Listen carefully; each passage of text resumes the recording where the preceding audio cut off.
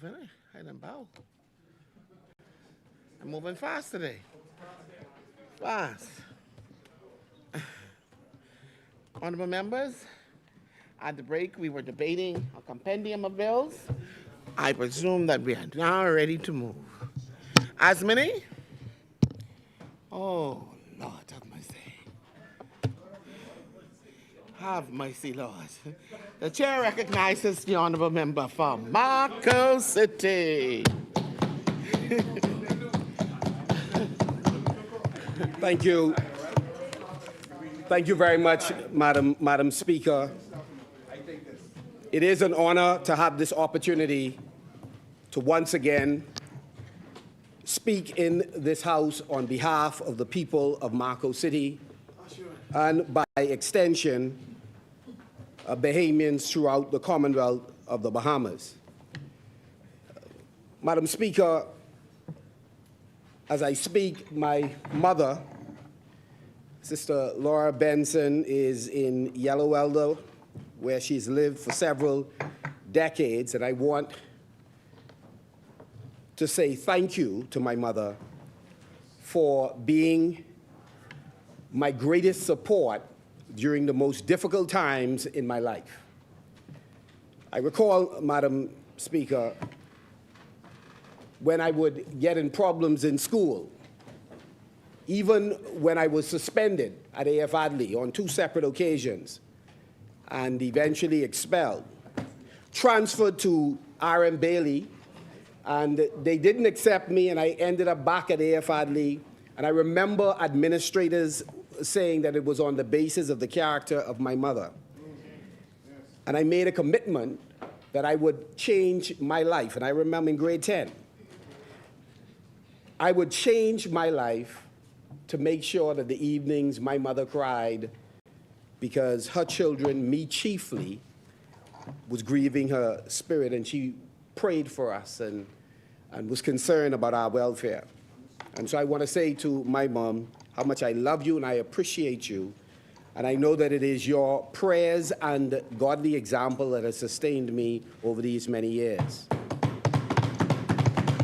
And Madam Speaker, sometimes 2 times a week or more, I would get up roughly around 4:30, not later than 5, kiss my wife, go and get dressed, go into the other bedroom to say goodbye to my daughter as I rushed to catch the 6:30 flight to come here into New Providence to continue the people's work. And so, Madam Speaker, when we come, particularly those of us who come from Family Islands and Grand Bahama, we come with a sense of urgency given the level of challenges that we face just to show up every day to work. But, Madam Speaker, I would not have this opportunity to be here today to participate in this budget had it not been for the people of Marco City who embraced me, who put me on their shoulders and delivered me to this place, to continue the work that all of us have been doing, not just in Marco City, but throughout Grand Bahama and by extension on other islands. Madam Speaker, I have really the most incredible team that I work with. Men and women, young people who for years have been making sacrifices on behalf of the people of Grand Bahama in particular. Persons who talk straight to you. People who give you advice not because they are looking for anything personally, but because they want better for the community that they grew up in.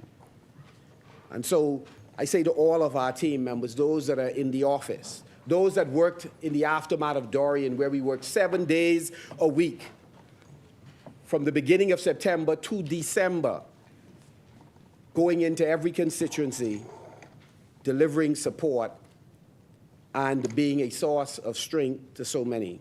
I want to say to the team in Marco City, I'm eternally grateful to you for this rare opportunity.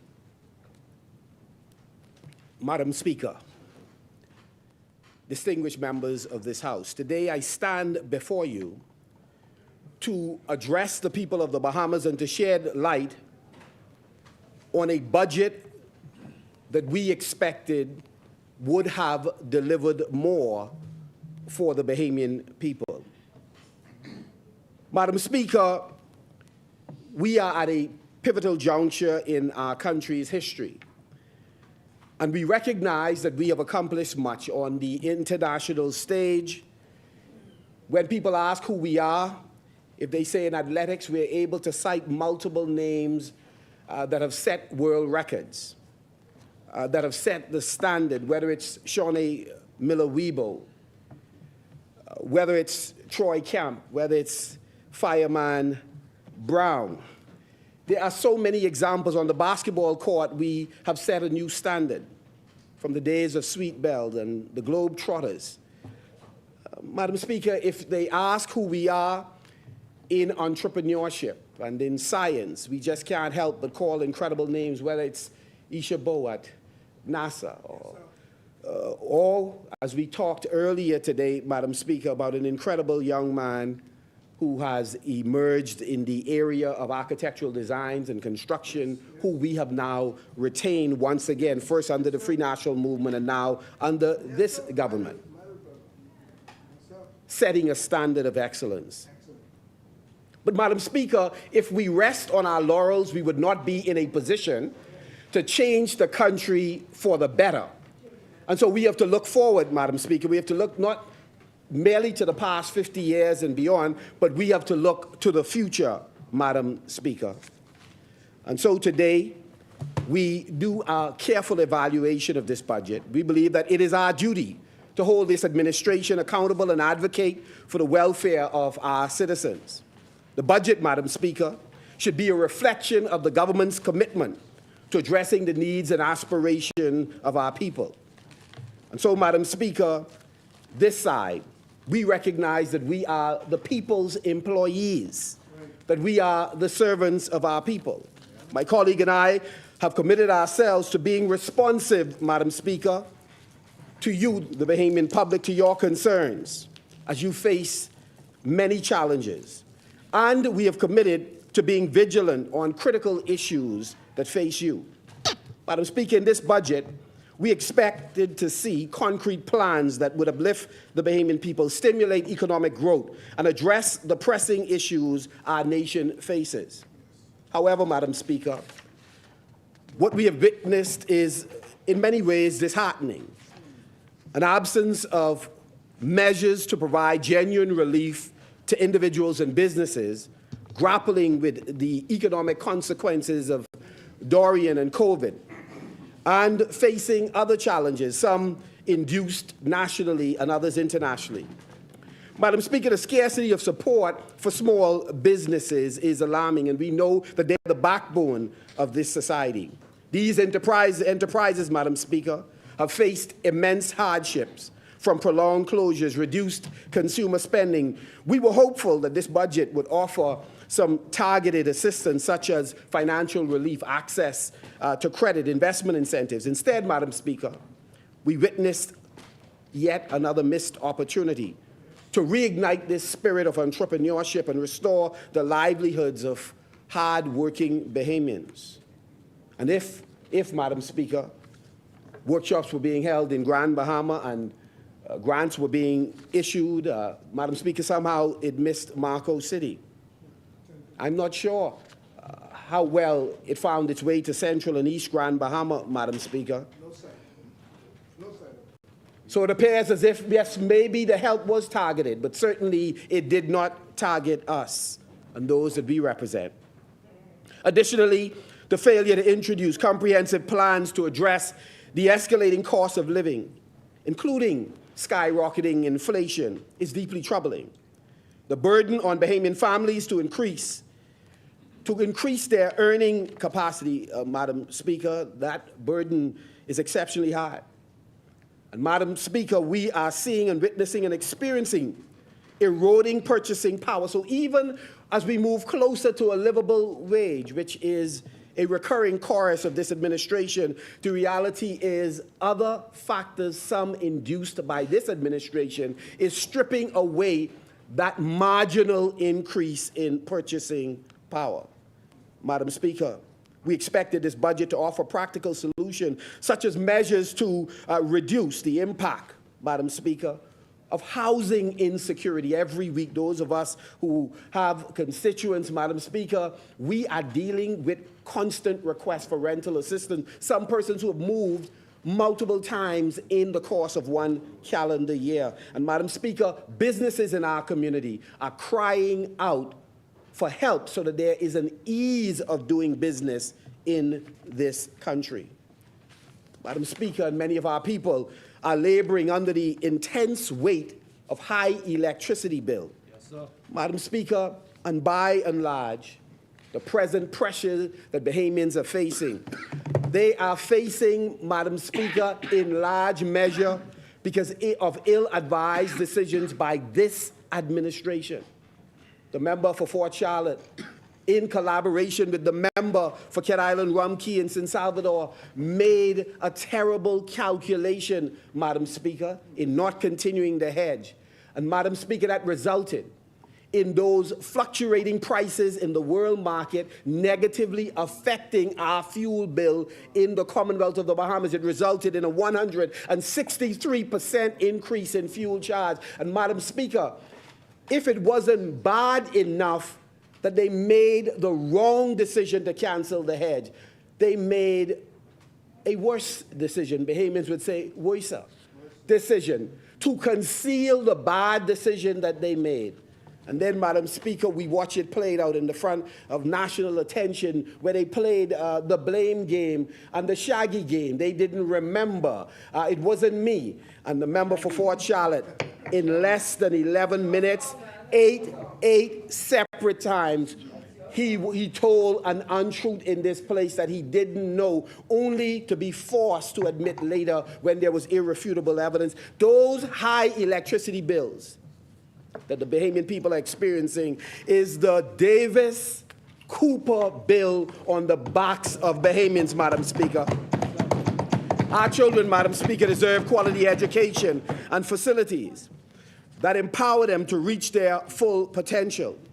Madam Speaker, no doubt strides have been made under the present minister, Madam Speaker, but she is, in fact, carrying a baton that was passed to her, Madam Speaker, and the incredible work that she is doing now, Madam Speaker, let us not be revisionists of Bahamian history. Jeff Lloyd also did good work while he was in the chair, Madam Speaker. Contrary to what I heard during these debates, Madam Speaker, substantial funding was also spent, Madam Speaker, was spent during the 2 years of the pandemic as well, Madam Speaker. So all have contributed to the welfare of our Bahamian people, Madam Speaker. Infrastructure in health, Madam Speaker, is deeply challenged, Madam Speaker.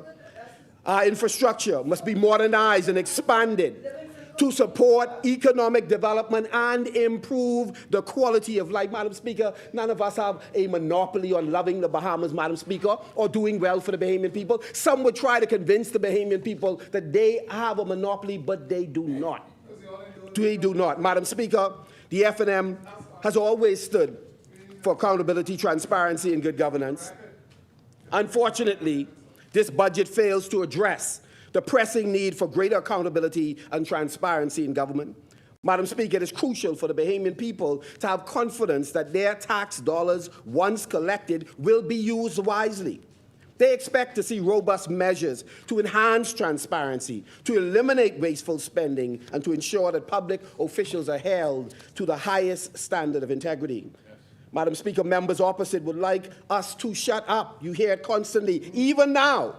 And they don't want us to critique their performance and advocate for a better future. However, Madam Speaker, we are duty-bound to raise our voice on behalf of our people, to share our unique views of where the country should go. They cannot silence us, Madam Speaker. We are calling for an inclusive society. We wish to be supportive for sensible propositions when they put it forward, because we are working towards a prosperous future for all. And Madam Speaker, despite their grumbling, interruptions, and statements made that are most unkind, we will continue, Madam Speaker, to fight for the welfare and progress of the Bahamian people. Madam Speaker, Madam Speaker, this is the least tribalistic team this House has ever seen. Madam Speaker, we have not gone back into antiquity, into ancient history, into past PLP iterations to point out a litany of scandals. We haven't done that. This team, Madam Speaker, they wish for us to be quiet while they savage the free national movement from pre-independence into independence and beyond.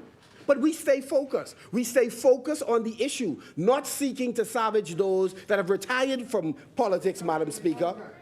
So, Madam Speaker, we are here today to represent our people. The Prime Minister, in his budget communication, Madam Speaker, sought to quote selectively from the IMF most recent World Economic Outlook report. Madam Speaker, the report was released in April of 2023. And when he spoke, he referred to an uncertain and challenging economic climate on the global stage. But, Madam Speaker, it really said more than that.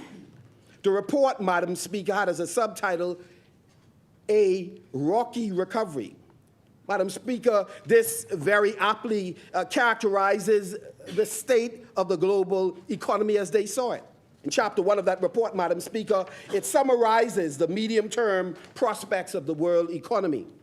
And here's what it says. Tentative signs in early 2023 are that the world economy would achieve a soft landing. With inflation coming down and growth steady.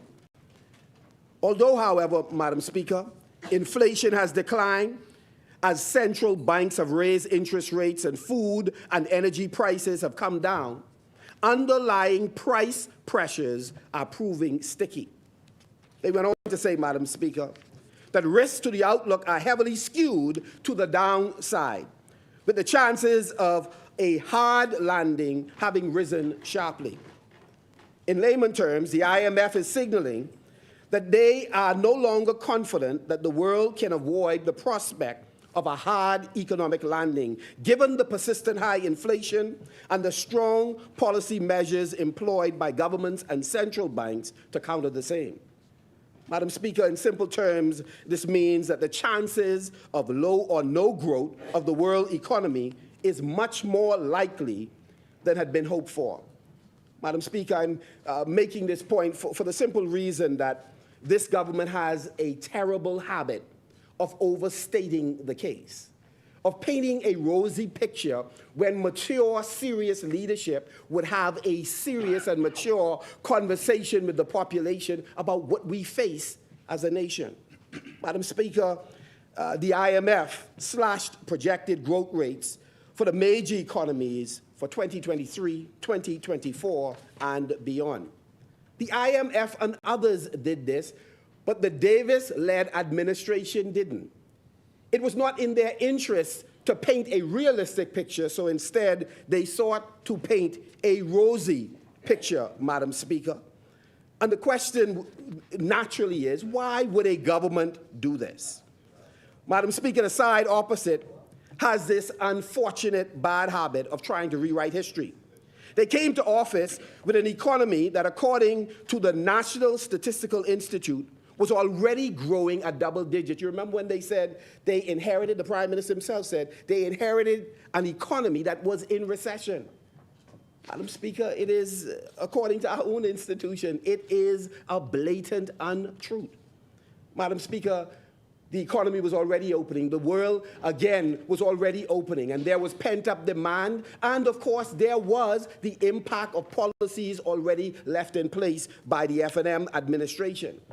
And so, Madam Speaker, if we want to get into the conversation of babies, clearly, when the test was done, and the test was for who owned the recovery, whose baby was it, I must inform the Progressive Liberal Party, in the case of a recovering Bahamian economy, PLP, you are not the daddy or the mummy.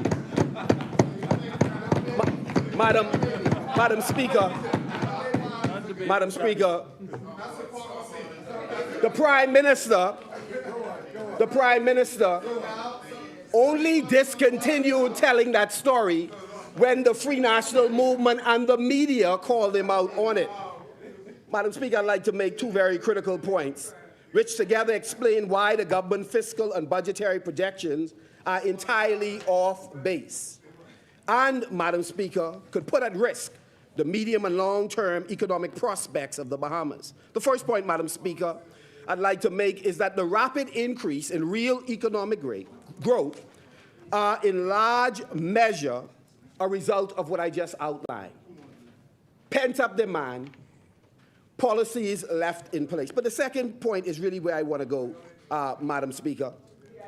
Madam Speaker, when you listen to this government, and I want to be very clear on this point, when you listen to them, the reason it is important for them to paint a picture that they have worked miracles is because it allows them to get this public to be more accepting of the kind of reckless, unwise spending that they are engaged in.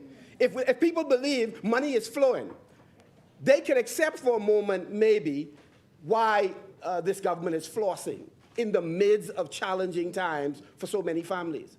Madam Speaker, we ought to celebrate our history, to be proud of having arrived here at 50 years. But Madam Speaker, some of the excesses, Madam Speaker, it begs the question. It begs the question, why are we not prioritizing our spending in light of the challenges? Just yesterday, a member in this House made the point that in his constituency, many of his constituents are still battling with outside toilets, Madam Speaker. How much does it take to buy a toilet, a pedestal, to dig a septic tank? Madam Speaker, I lived in Fox Hill for years and we did it.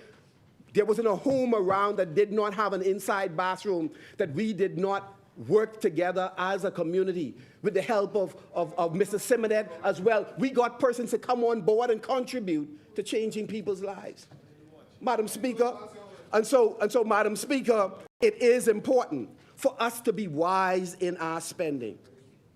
Madam Speaker, yet even though the economy was reflated, this administration is still projecting high real GDP growth for the upcoming 2 fiscal periods.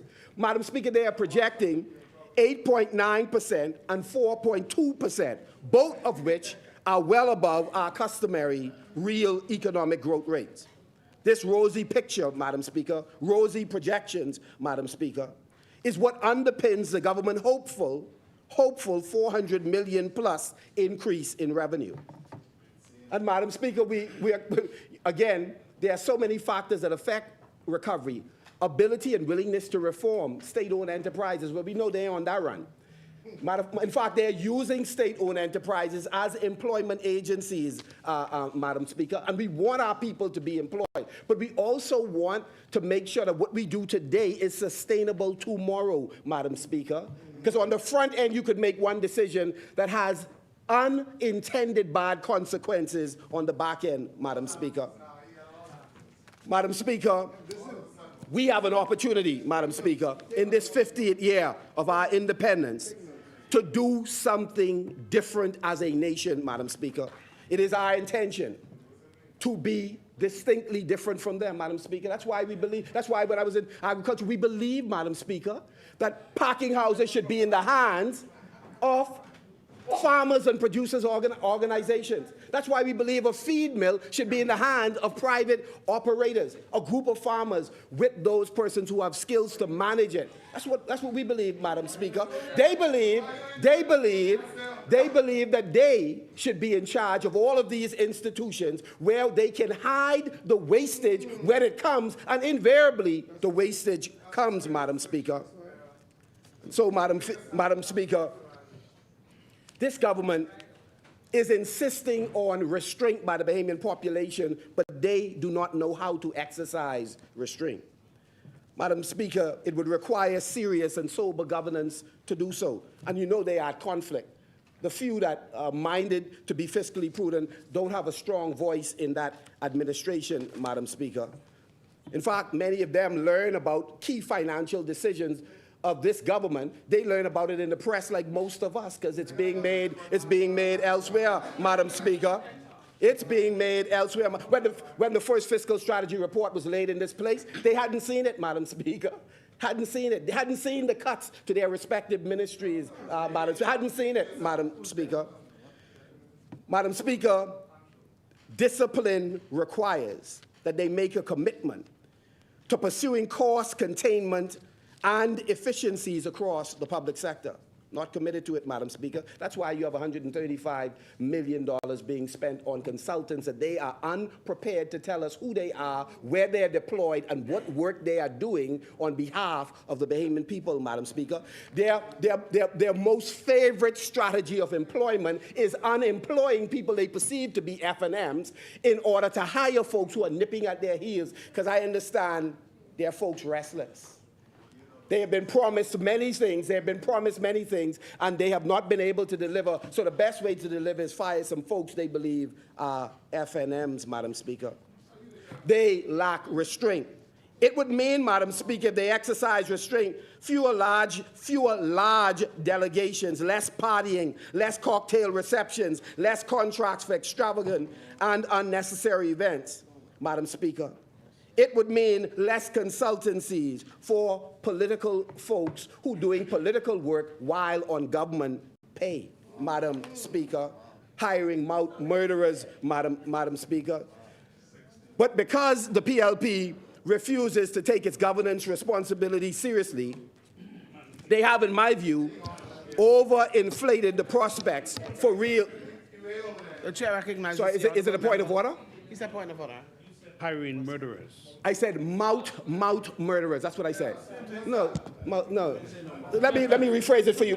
No problem. Hiring persons who would use their mouths to inflict pain, embarrassment, savagery on other Bahamians while they are on the pay. Okay? Madam Speaker, this administration, Madam Speaker, needs to be focused on the serious business of empowering Bahamians. Madam Speaker, there's a sacrilegious statement that they often use about that they will dry every tear from every eye. I believe it is drawn from the scripture, Revelation. And in Revelation, it was talking about the Master, the only being that has the capacity to dry every tear from every eye. But, Madam Speaker, if they were saying it aspirationally, if they were saying it that their desire is to dry every tear from every eye, that would be one thing. Sorry, what's the point of order? Sorry. The point of order is that the charge of sacrilege is neither biblically or factually correct. We say we attempt to dry the tear from every eye. That is what God does, and the Bible implores us to try our best to be like Christ. And so to say that we're going to try to do what Christ does is not sacrilegious at all. And so personally, Madam Speaker, the record ought not to let that remain. Everyone should be trying to dry the tear from every eye, knowing that it's something that we will be doing because the poor will always be with us. Madam Speaker, furthermore, the ill-advised decisions of this administration has resulted in failure of this administration to pay some critical bills. I wonder, Madam Speaker, if that is the reason why Abaco is experiencing the difficulties that they have. We advise, Madam Speaker, it would be wonderful, Madam Speaker, in the wrap-up if they could explain whether or not the two technicians who came to Abaco to deal with the MAN diesel engines, if it was accurate that they were not paid. And as has been done in the past, they simply would decode the machines whenever bills are not paid. We know that there is a money crunch, Madam Speaker, because of some ill-advised decisions, Madam Speaker. And I'll come to BPL in a moment, Madam Speaker, to ask them what is the strategy to fix it. They said in their blueprint for change that they will come in, review, and they expect to lower the cost of electricity. They have done the exact opposite, Madam Speaker. I brought some charts with me today, Madam Speaker. You'll have a chance, Madam Speaker, to see what the prices are, to see the Sears Davis cost to every most Bahamian families, and of course, Madam Speaker, the businesses. And you can trace it, Madam Speaker, over the 12-month period, Madam Speaker. I spoke to a gentleman recently. His bill, Madam Speaker, this past month was almost $700. He said the last time he could remember a bill even remotely close was during the period just before the hedge was put in place. But, Madam Speaker, we're back there, and we are not even in the heart of summer yet, Madam Speaker. And so we aren't in the height of the summer yet. So, Madam Speaker, many of the constituents in here, their constituents, in fact, they're going to have to spend much of their capital grant trying to help the folks whose electricity bill was elevated by their colleagues, and to borrow their words, they sat in cabinet and didn't mumble a single word as it was happening, Madam Speaker. And so, Madam Speaker, mums was the word, Madam Speaker. Madam Speaker, they love to tell this untruth about how we just massively elevated the national debt, when in reality, when you look at the actual numbers, Madam Speaker, and you've heard it before in this House, we've pointed out that this team, they love to talk about 20 months, this team has added at least $1 billion. Madam Speaker, with no COVID, with no Dorian, this absolutely brilliant team, as they love to characterize themselves, Madam Speaker, has added to the national debt. And the question is, what accounted for it, Madam Speaker?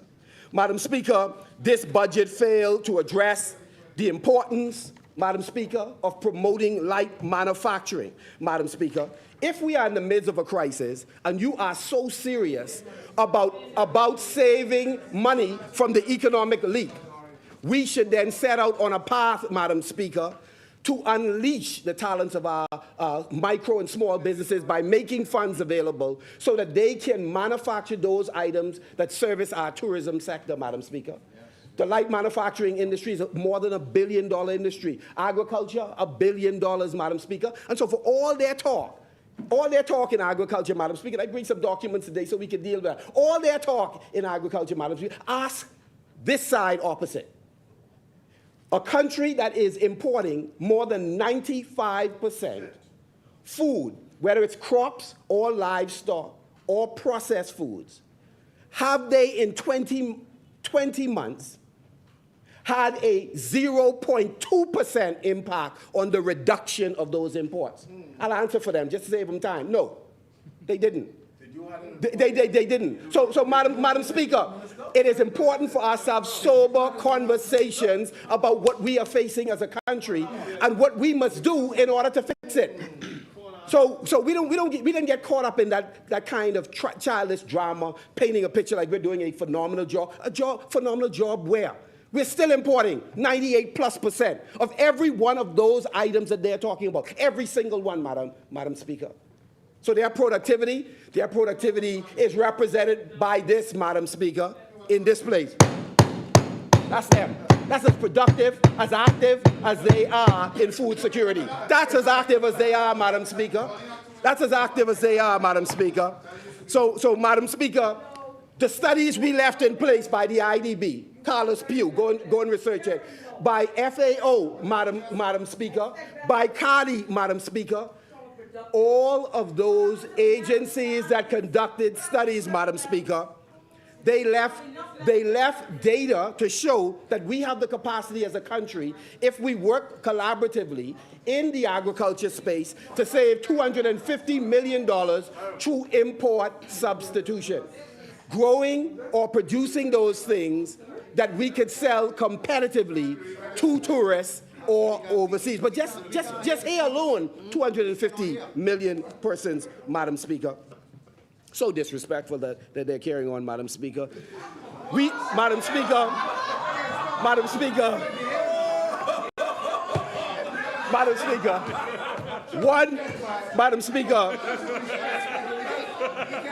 we are already aware, Madam Speaker. Madam Speaker, may I have some protection, Madam Speaker? Madam Speaker, we are already aware, Madam Speaker, of their record as financial managers. They do not have a legacy of good financial managers. In fact, Madam Speaker, the supporters of the Progressive Liberal Party, this is why I never demonize any Bahamian. I don't care what your politics is, because we know at least 4, 5, 6% of you will be voting with us the next election. We love you. We love you like cooked food. And we welcome you. R10 is big. We have a problem with the culture of the PLP. We don't have a problem with PLPs. We just have a problem with the culture, Madam Speaker. And Madam Speaker, one good indication of a desperate government who has challenges managing money is that it keeps trying to take your money, whether you are in the insurance business, whether you are a wholesaler or a retailer. Could you imagine the gall of this government? Putting pressure on the insurance sector so that they can spend their money in a manner that they are prescribing in government assets. If they do not want to do so, they should have the right not to do so, Madam Speaker. But they can't strap, Madam Speaker. That's why, Madam Speaker, they've brought this amendment to move the reporting of VAT from 21 days to 14 days. They need that thing. They need that little thing.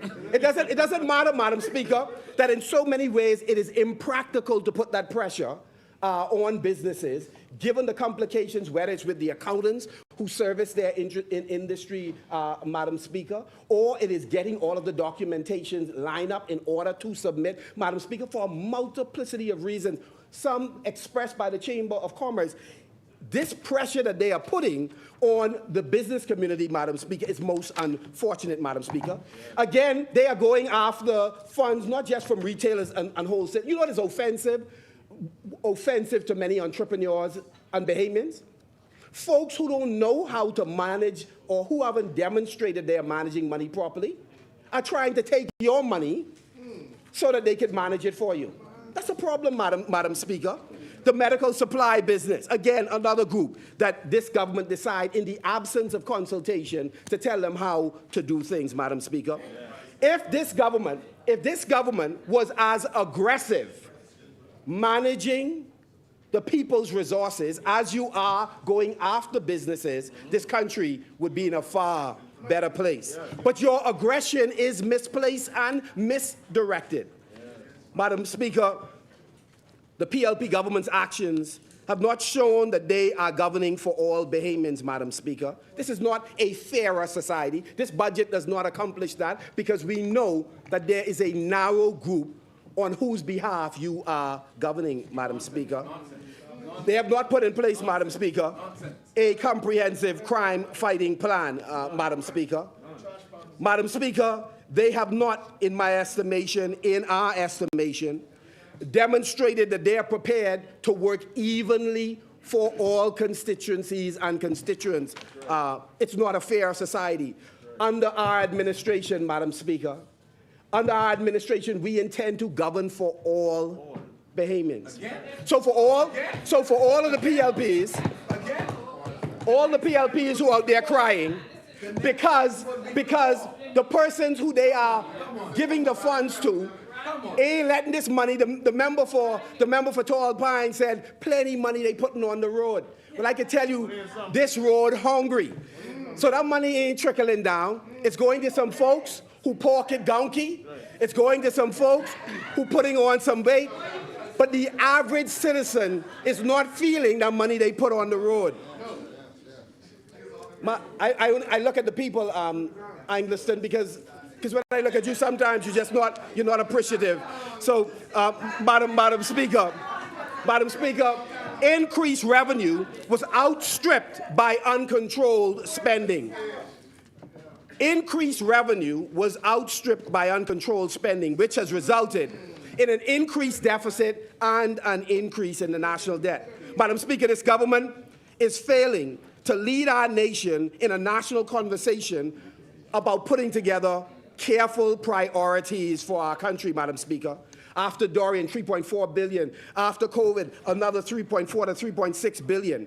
Madam Speaker, you would think we would exercise greater discipline, Madam Speaker, but not this administration, Madam Speaker.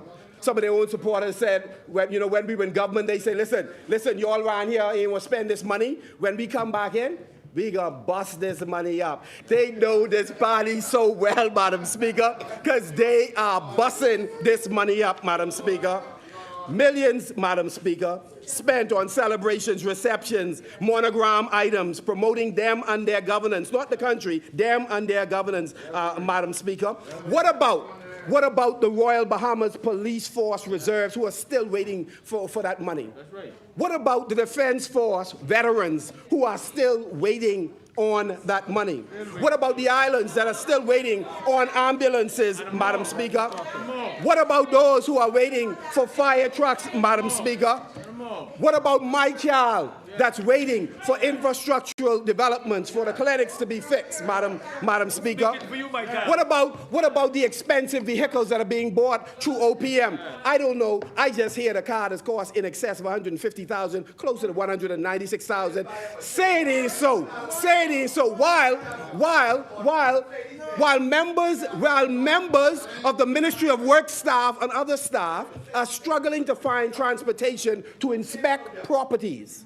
Sometimes they have to catch a ride in a client's car, which could lead to reputational damage or to even putting themselves at risk. Meanwhile, we are in air-can-do, exceptionally expensive car like why the other one ain't what can do good, because it look good to me. I can't even hear it. It's rolling so smooth. Why are we spending money the way we are spending the money? Madam Speaker, Bahamians are stronger in spite of the Progressive Liberal Party. Bahamians are stronger because in large measure we are people with indomitable spirit, Madam Speaker. And just like Angleton, my favorite song is Redemption Song, Madam Speaker. And so, Madam Speaker, as another hurricane season approaches, we expect this government to use our limited resources to make sure we take care of our people, Madam Speaker. Madam Speaker, we are hoping that the Minister of Finance would empower the Minister with responsibility for the DRA so we could bring real help, Madam Speaker, to our people. Again, when we were in government, prior, Madam Speaker, to us demanding office, we, Madam Speaker, repaired 2,600 plus homes, Madam Speaker. So, Madam Speaker, some of us, Madam Speaker, we were critical of ourselves. I'm in that number, critical of how we manage some things. But I want to say today, once again, the worst year after Dorian under the Free National Movement was more effective than the best year under the Progressive Liberal Party. Come, lay the documents. And so, Madam Speaker, I will lay the document to show they have been non-productive, Madam Speaker. Partisan politics, Madam Speaker. Partisan politics, Madam Speaker. That's why, Madam Speaker, as much as we appreciate our brother from West End and Bimini and our sister from Marathon, why was it necessary to release almost every urban renewal worker, Madam Speaker, was not given a chance to serve again? Isn't it incredible? Think about this, Madam Speaker. There are some folks, Madam Speaker, who wasn't making $300, wasn't making $400. And this administration that claimed to love people and aspirationally seek to dry every tear from every eye send some single women home crying because they lost their job, Madam Speaker. We seem not. Are you not touched by the infirmities of our people? Are you not touched by the infirmities of our people? So let me qualify it. Let me qualify it for the pastor that is shouting, but not for God at this moment. Let me qualify it. Let me qualify it. Madam Speaker, stand the spirit. Stand the spirit. Madam Speaker. Lord. Madam Speaker. Lord, get the oil. Madam Speaker, I was in government. The oil. When I served in the Minister's Cabinet, I served for 4.5 years. Well, almost.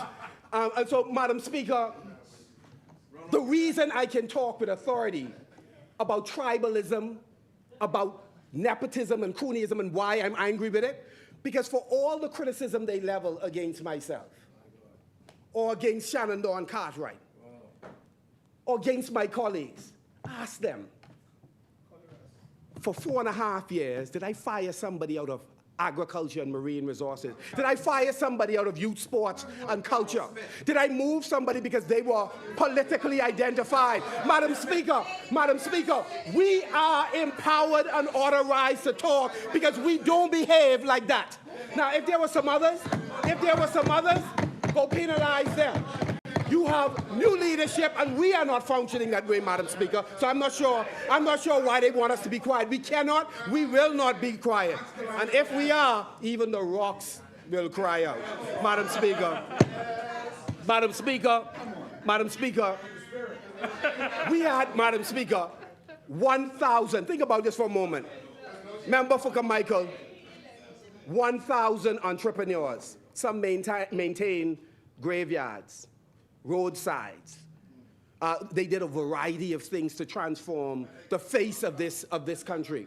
And think about this for a moment. 1,000 of them, and the vast majority of them were victims, meaning that this administration unemployed them in order to employ some others. Listen, what you do in government is you grow the economy and you absorb people from all political sides. You don't fire one group to put in another group. Right? No, I'm sorry, you're not listening properly. 4.5 years. 4.5 years. You cannot find one person who was fired for 4.5 years. Well, obviously you're a cockeye. But that's it. So, Madam Speaker,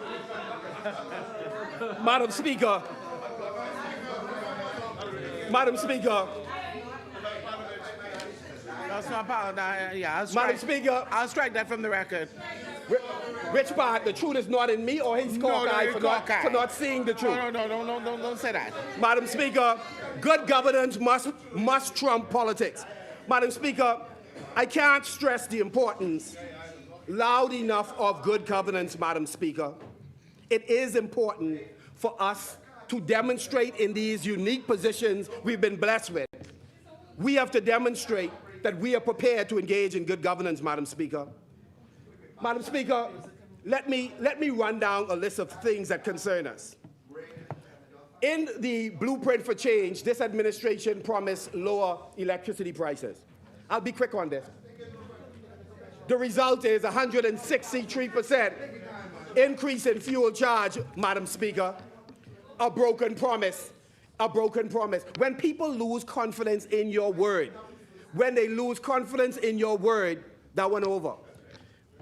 Madam Speaker, the second example of a broken promise that they can't seem to redeem, this government, Madam Speaker, promised land reform. They've been in for a while. Now, we will come to this place to discuss some land transactions, not just yet. But, Madam Speaker, we have not seen evidence. We have not seen evidence, Madam Speaker. We have not seen evidence of their commitment to land reform, Madam Speaker. We believe, Madam Speaker, the Prime Minister will be entirely too busy. Madam Speaker, by the grace of God, in 2026, when I become the Prime Minister of the Commonwealth of the Bahamas, Madam Speaker, I intend to make sure that there's a subcommittee of cabinet, along with public servants, Madam Speaker, who will be in charge of addressing the land issues, Madam Speaker. Land reform is critical, Madam Speaker. This administration promised it, but we are no closer to resolving the issue of commonage land, of ensuring that entrepreneurs have fee simple title to their property, Madam Speaker. We are no closer, Madam Speaker, in terms of the mapping exercise, Madam Speaker. And so, Madam Speaker, the third promise that they made that they have broken, Madam Speaker, is they have not demonstrated a commitment to helping Bahamians take greater advantage of their natural resources. They talk a good talk. In fact, Madam Speaker, if you go in the dictionary right now, the PLP has been so attached to this term patrimony, you'll see several members opposite face in the dictionary. They love patrimony. They seek to convince people that their love for this country is irreversibly greater than everybody else, Madam Speaker. But why, Madam Speaker, are they not engaged in the exercise, Madam Speaker, of valuing resources, Madam Speaker, monetizing the resources, Madam Speaker, bringing investment from overseas and within the country to add value to those resources, Madam Speaker, and selling it locally and on the global stage to create greater ownership for Bahamians, Madam Speaker. Why they're not engaged in that process, Madam Speaker? The fourth area, Madam Speaker. Point of order. The chair recognizes for the your honourable member for Thank South you. and Central Madam Andros. Speaker, a point of order is clarification on what the member is saying. We actually have a land reform committee that's being formed. We're actually reviewing the legislation right now, and in short order, we'll do the consultation. What we don't do is force anything on people. We actually send it through the process, Madam Speaker. So thank you for the good member. Thank you, Madam Speaker. Madam Speaker, they also have a committee to deal with the issue of unregulated development. We heard them talk about it ad nauseum earlier today. But Madam Speaker, while we were in this debate, while we were in this budget debate, more homes were built in Abaco.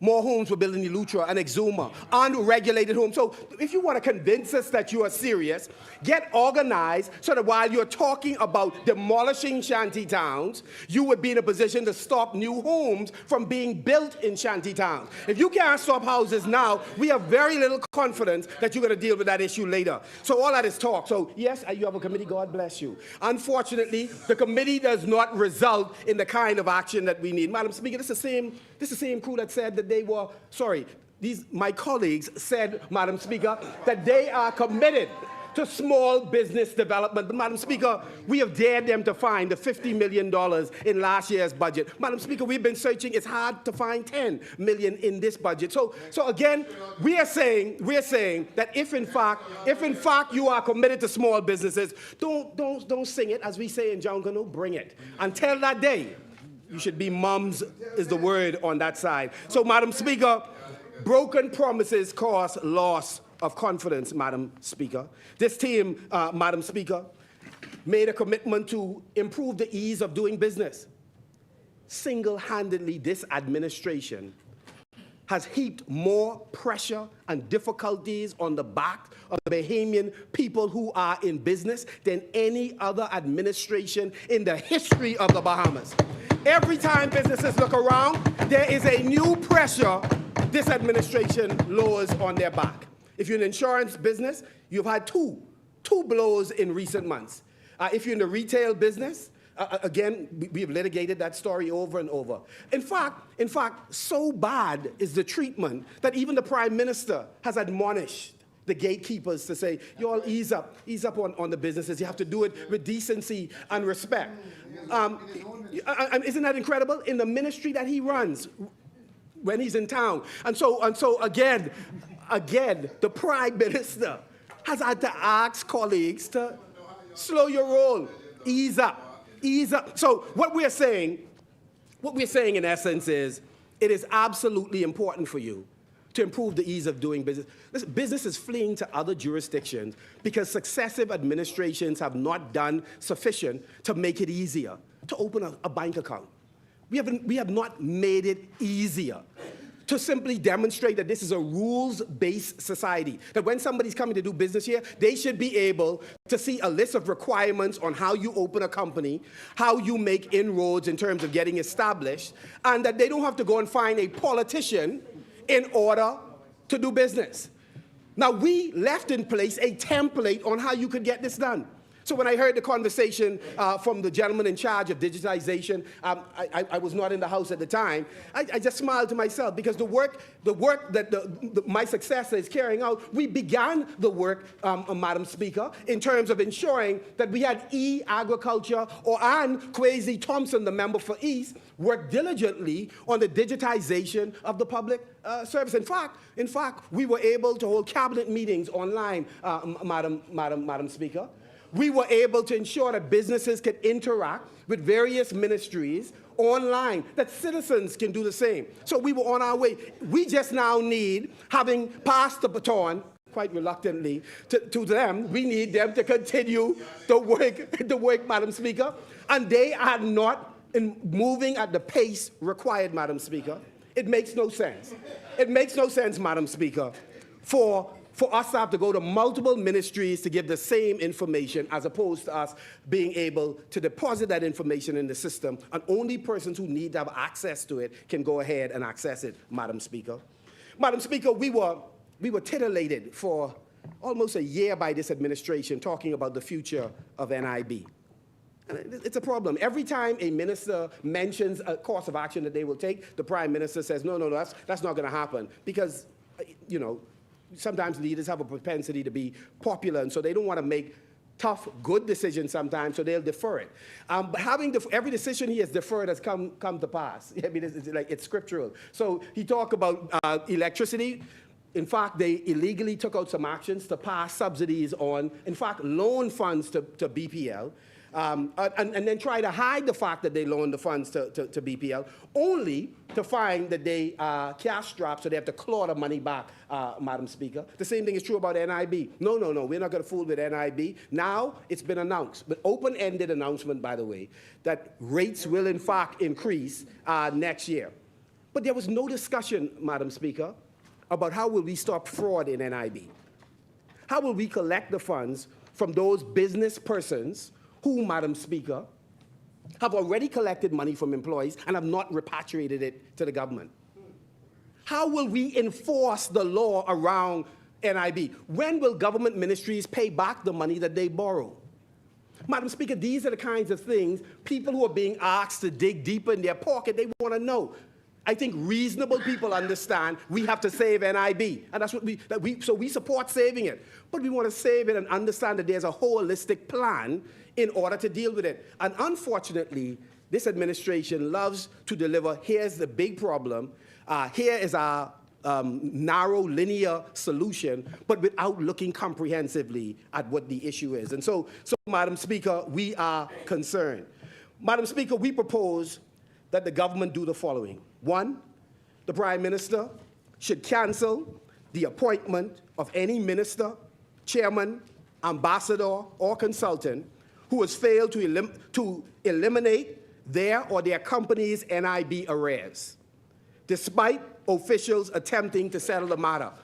Is there anyone who is appointed who's in country or overseas who still owes the government hundreds of thousands of dollars, and are we aiding and abetting them by leaving them with such appointments? Two, the Prime Minister should highlight the steps his administration intends to take to ensure timely provision of benefits.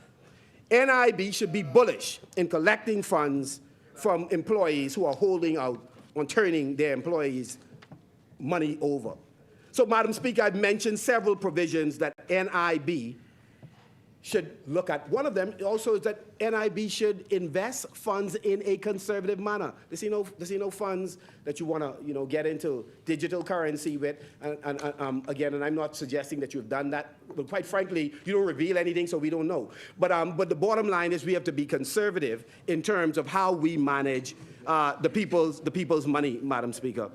So despite this administration claims of safeguarding the nation's progress at establishing fiscal stability, we find a striking absence of comprehensive approach to fulfill these promises, Madam Speaker. Let me just share a couple of things. One, this administration has consistently violated the Debt Management Act, specifically Section 16.1, 16.2, and 17, as evidenced by their engagement in illegal loans. Illegal loans.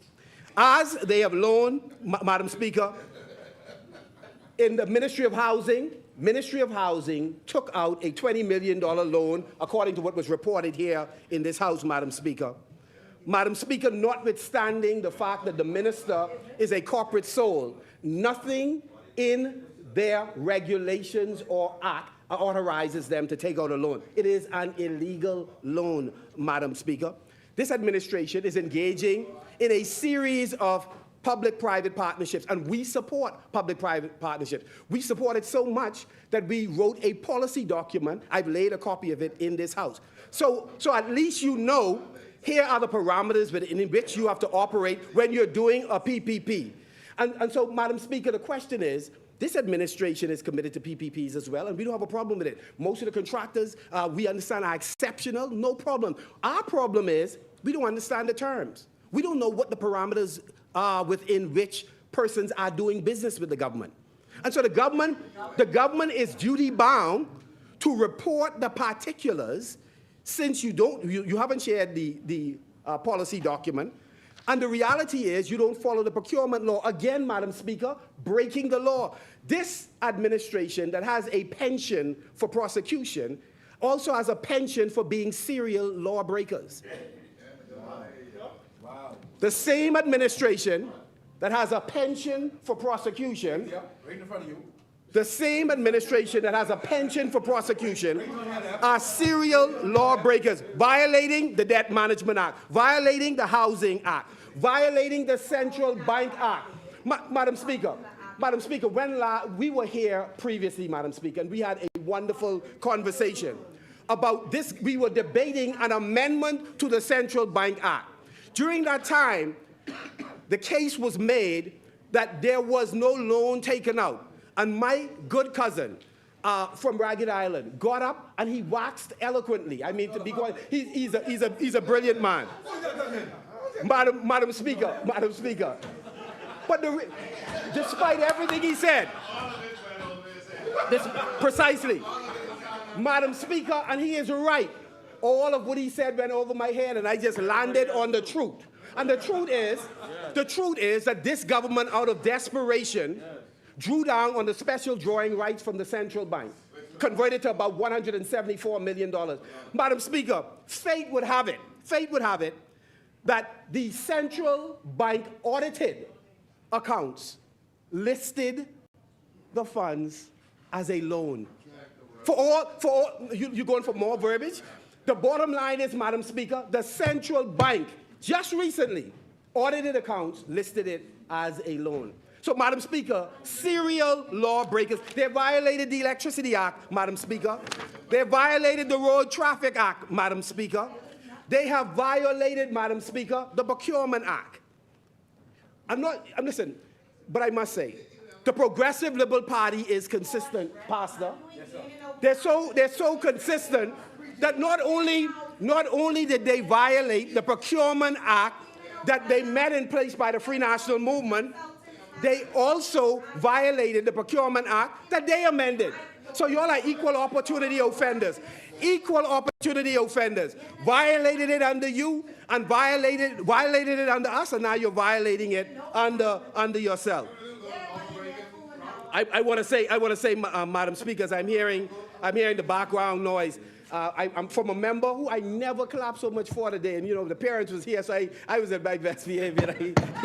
I was clapping for them. I only wish they would return the courtesy. So Madam Speaker, let me say, Madam Speaker, the consistency with which they break the law is sending the wrong message locally and internationally. Madam Speaker, please, I'd like for us to really listen carefully, because I want to be careful with this. Madam Speaker, I believe that we should go out of our way to empower Bahamians. So I want to say that. But the way in which we do it must not compromise the law. Madam Speaker, on this issue of the violation of the Procurement Act. Madam Speaker, there have been reports in the public domain recently. You are on three-piece suit today. Madam Speaker, there are reports in the public domain regarding 2 significant contracts awarded by the Ministry of Transport earlier this year. Madam Speaker, and this was triggered as I listened today, and I just thought, well, maybe I should ask the Prime Minister some questions. One contract, Madam Speaker, is worth $3.35 million and was awarded to a company for software development in the Port Department. The other contract, Madam Speaker, amounts to $3.57 million annually, and that was given to another company for the maintenance and the upkeep of navigational aids. Madam Speaker, mobilization fees exceeding $1 million was sought, I'm advised, for both contracts. Well, again, I believe when the answers come, we'll find out if that was accurate. Interestingly enough, Madam Speaker, there was no public announcement or press release regarding these substantial contracts.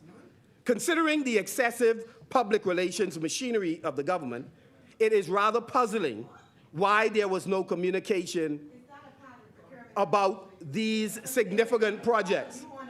Madam Speaker, this raises questions relative to the contracts and why the government has not officially publicized them, Madam Speaker. The chair recognizes the honourable member for Elizabeth.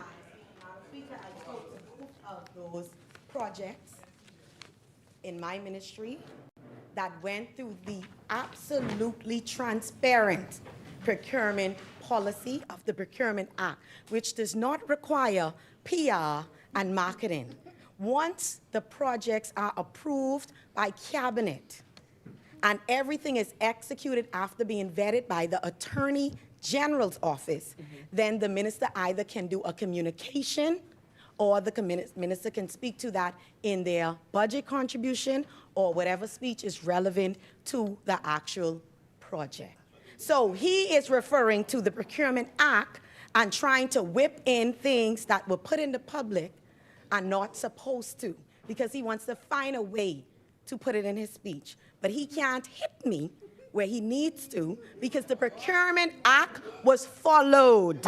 It does not ask for PR and marketing. I'm sorry if he wanted more PR with my face on it. I can't help him there. But I followed the Procurement Act. Thank you, honourable member. Madam Speaker, let me just say for the record that under no circumstances I would hit you. I'm a gentleman. I would not do that. But let me say, Madam Speaker, I was saying earlier, Madam Speaker, that the contract for the software development at the port, Madam Speaker, the tender for this project was posted on the government's procurement portal, according to the information available on the portal. Madam Speaker, the contract went out for tender in September of the previous year and was awarded in February of the current year. What is peculiar, Madam Speaker, is that the government's own portal lists the winning bidder as Infrasoft Technologies, an Indian company now known as Kia.ai. However, when one clicks on the related tab for the contract winner detail, it states that the contract was not awarded to Infrasoft Technology, but to a company with another name. Therefore, according to the government's published information, the Indian company that won the bid did not receive the contract. Madam Speaker, we attempted to research the company that supposedly won the bid.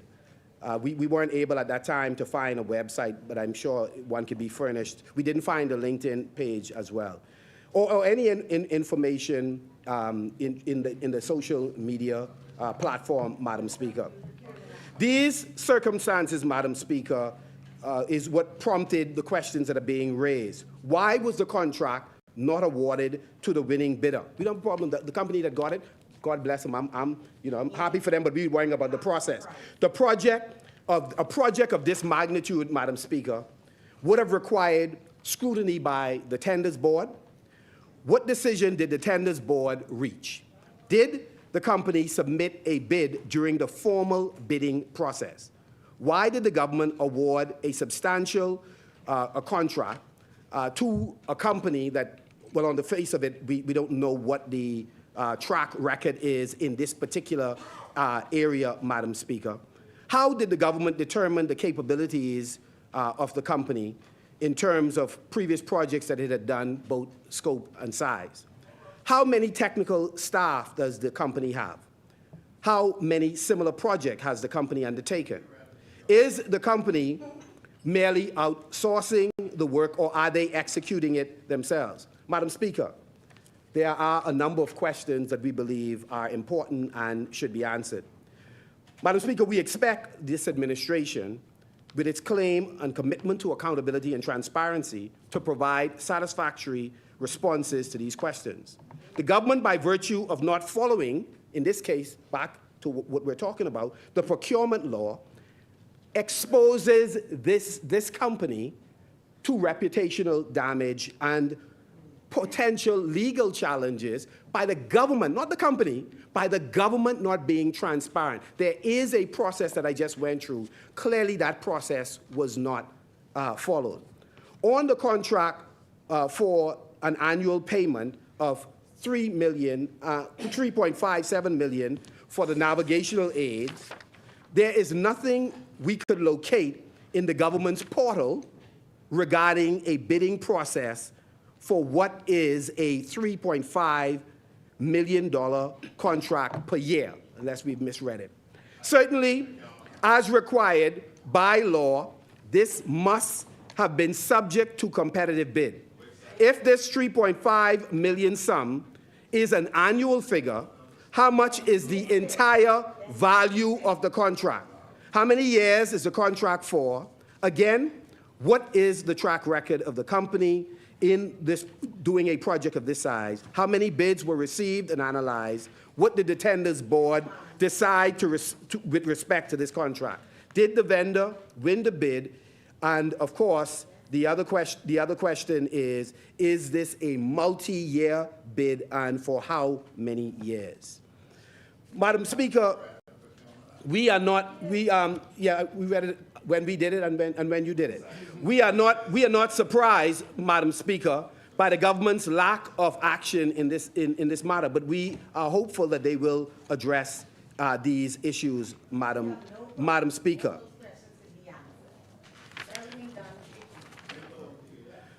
Madam Speaker, our preference, Madam Speaker, is that Bahamian companies secure these contracts while they are available. Our desire is never to disadvantage many of the entrepreneurs who are trying to ensure that they are owners in this country. Therefore, this discussion, Madam Speaker, is about the process and the integrity of the system, which this government consistently tells the world that they are the poster child for accountability and transparency. Madam Speaker, we're going to come to that deal in just a moment. Just stay tuned.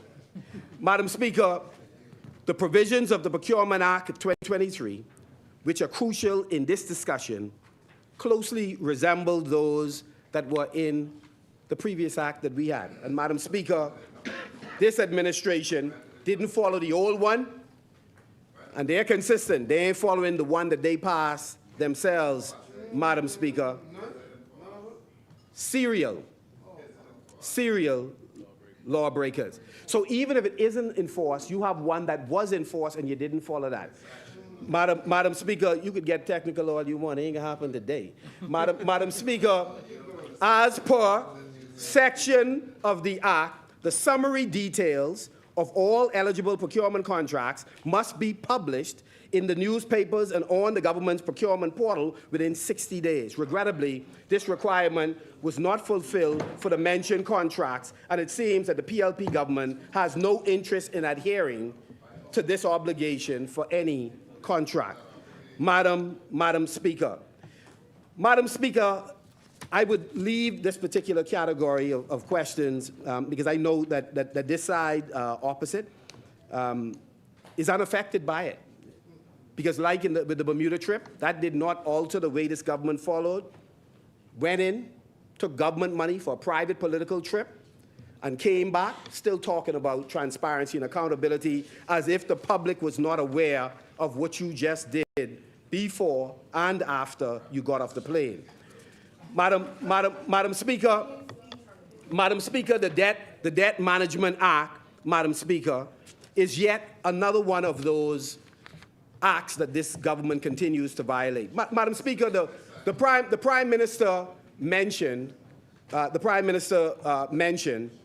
that in the case of the Central Bank Act, that he did not and they did not violate it. Their attorneys just had a difference of opinion. Now, here's something relative to the Debt Management Act that I'm curious what their answer will be. Madam Speaker, the deficit of the Commonwealth of the Bahamas once again has been delivered by this government, and they happen to be $110 million short. $110 million short. If you are a cashier in a mom and pop store and you are consistently wrong, $20 off, over a period of 3 or 4 weeks, the chances of you keeping your job is slim to none. But this administration have been wrong on the deficit. The Prime Minister wasn't sure if the deficit had gone up or if it had gone down. The Prime Minister released to us deficit figures in his communication, only for us to find out, after looking, Madam Speaker, after looking at government-owned accounts, that they had not counted $110 million. Madam Speaker, the improper accounting of expenditure has directly affected the deficit, which now stands at $520 million. $520 million.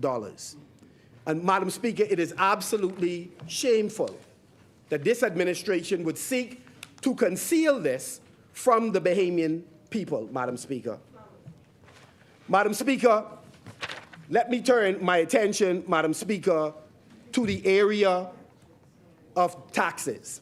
This administration, Madam Speaker, indicated that they would not introduce any new tax. I believe my colleagues, Madam Speaker, has litigated this sufficiently, so I'm not going to dwell on the issue.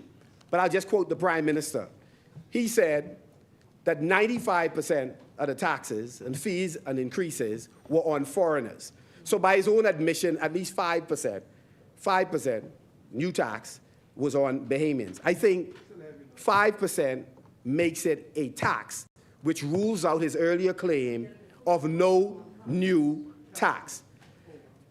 So, Madam Speaker, this administration, apart from introducing, contrary to what they said, new taxes, this administration also, Madam Speaker, has raised fees in a number of areas. One of the provisions that, Madam Speaker, we will vote against when we look at the amendments is one where this government wishes to give the minister authority to impose what we know to be a tax on sugary drinks. Madam Speaker, we believe any tax that they are going, any tax that they're going to introduce at any point in the future, they need to bring it here in the House. It's a money bill, and we want to have an opportunity to discuss it. But we're not going to participate in the same way we were not going to aid and abet this administration in retroactively covering up what they did with an illegal loan with Central Bank. We will not be party to doing that as well, Madam Speaker. Madam Speaker, I refer now to the Passenger Tax Amendment Bill 2023, Madam Speaker. Madam Speaker, in this bill, the government seeks to do several things. One, increase taxes on cruise passengers visiting Nassau, Freeport, and Bimini by a whopping 67%, Madam Speaker, from $18 to $30. Two, increase taxes on cruise passengers visiting private islands by a whopping 83%, from $18 to $33. Three, increase the taxes on all passengers, including Bahamians, traveling in and out of the Bahamas. That's the one that slipped through, that the PM missed. Madam Speaker, we don't have a problem with cruise passengers paying more. It would be good to know whether or not the government examined whether or not, after they look at best practices in all jurisdictions, whether or not this was an appropriate decision, Madam Speaker. And did you give them time, Madam Speaker, to make the adjustment? Because at the end of the day, Madam Speaker, let me say that whenever you impose a tax on, in this case, the cruise ship, those persons who are coming in the short to medium term have already paid. So you're asking the cruise ships to absorb the cost. Now, one of the reasons I believe you know, again, I like the idea when cruise ships pay a little bit more, because I know in our waters there have been some acts that have been carried out that have been concerning and worrisome. But we also believe it is important that we look at the process that we are using in case we are unleashing unintended consequences, Madam Speaker. And so, again, the cruise ships will no doubt need to a period of time to inform. They need consultation on a period of time so that they can advise their customers. And if this comes into force when it is projected to come into force, we are asking them really to eat the cost. And I trust that the government has taken a look at this. I trust that they've been advised properly by the former Minister of Tourism from West End and Bimini on all the implications of the decision that they have been considering. Did they ask your opinion, West End and Bimini?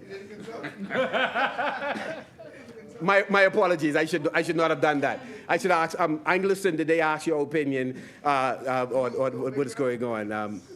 Okay, no, they're out of order. They're completely out of order in that regard.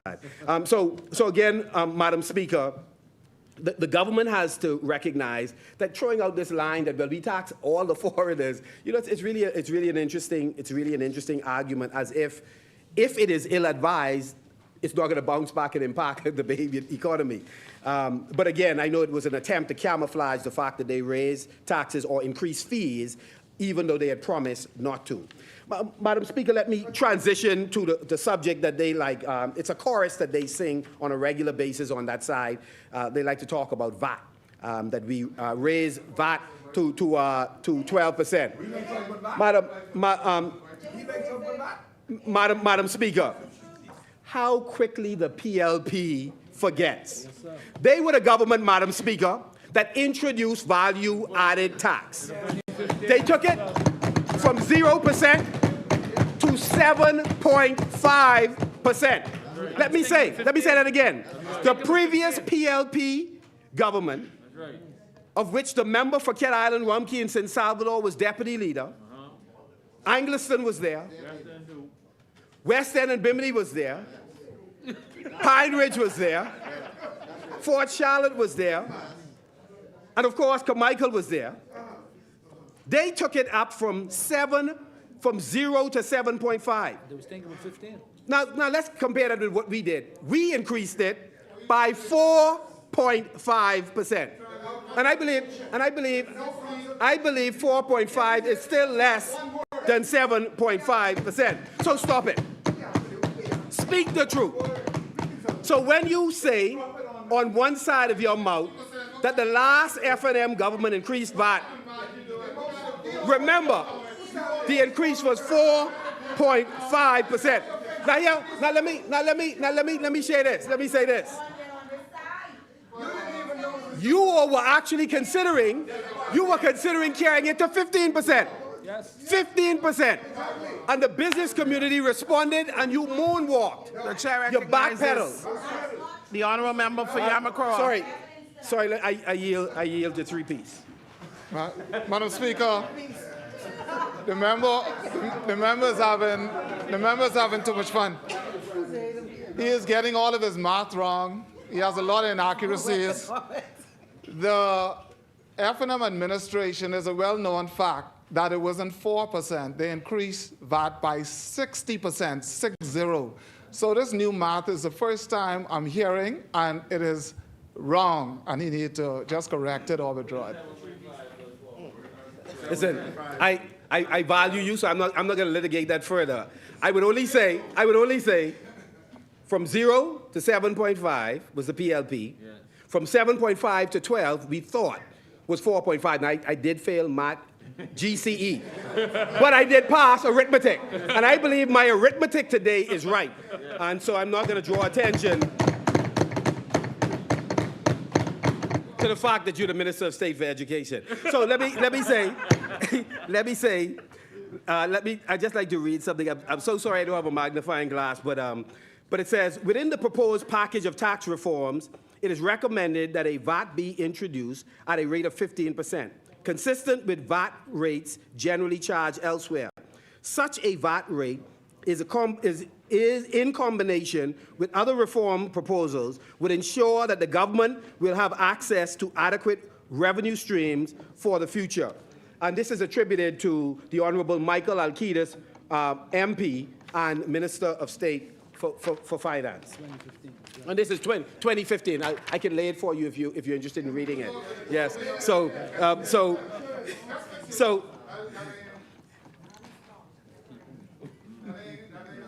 it's okay.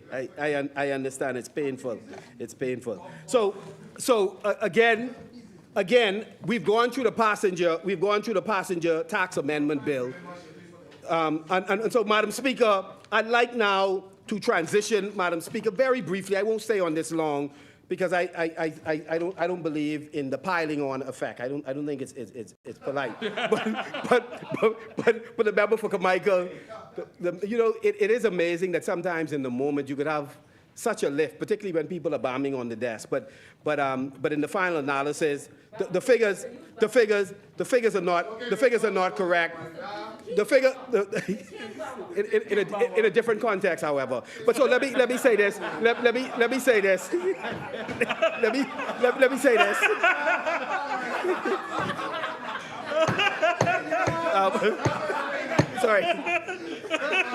Sorry, pod died. Sorry. So, Madam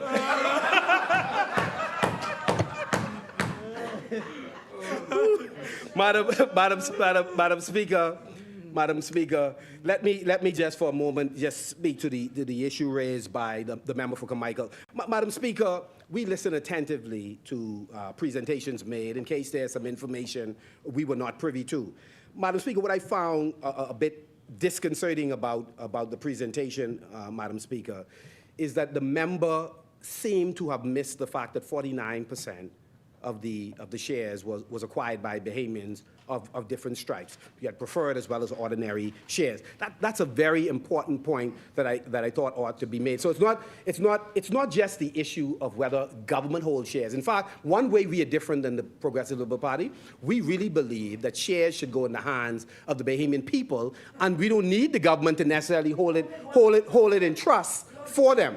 So you had a port. You had a port that was in a state that was in a derelict state, right? So again, it's amazing that the figures that were mentioned, and I know the member has gone back and looked at the figures, so I'm sure he doesn't stand by saying that $18 million is what the government of the Bahamas is going to get over 5 years, when some figures have clearly indicated that in one. Okay, no problem. Now, you want to say that on your? I could say you will say that on your feet. Yeah, yes, please. I'll yield. If you want to say, if you want to say, you have some worse things to say. Okay. So, Madam Speaker, let me just say this, and I'll leave this subject because I have some other things I will cover. Madam Speaker, what is this?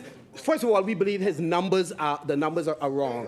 But Madam Speaker, what is most disconcerting is that the Prime Minister of the Bahamas and the Deputy Prime Minister of the Bahamas extolled the virtues of this deal. They talked about how powerful it was for the country, how important it was for the development and the revitalization, for the revival of the tourism product. A stunning achievement. So let's just say, for argument's sake, the member for Carmichael is correct. If you are correct, then it is most disconcerting that you are correct and your Deputy Prime Minister and your Prime Minister are wrong. And so the Prime Minister and the Deputy are duty-bound to speak on the record. And from what I saw from the Deputy Prime Minister, he had tremendous amount of hyperboles extolling the virtues of the project. I wasn't in the house. I didn't see whether or not his competitor was smiling or was upset. But let me say this. But the Prime Minister spoke about this project with great enthusiasm. So, and I heard the Minister of Transport during the period when the presentation was being made. And so I'm saying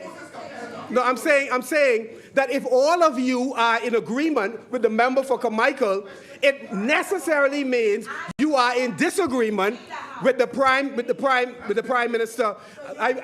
So I did not hear the member for Yamacraw. So let me. You're correct. So I'm saying that the member for Carmichael. The member for Carmichael flew in the face of the prime minister. In fact, the CEO of the company, the CEO of the company said the deal could not happen were it not for the prime minister.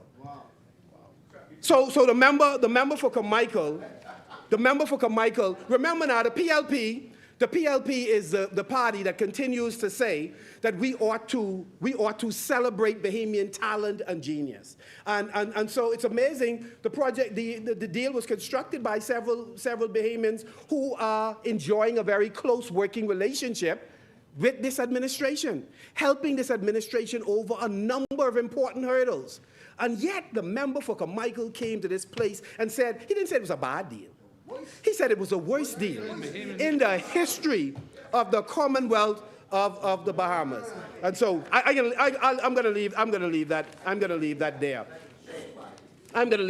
Now, the member for West End and Bimini was actually Minister of Tourism, and he can tell you that, one of the things that happened in the history of that port is that at some point we were collecting, it was about 70 cents per passenger, and then we moved from 70 cents all the way to $10 when Mr. D'Aguila was in the chair.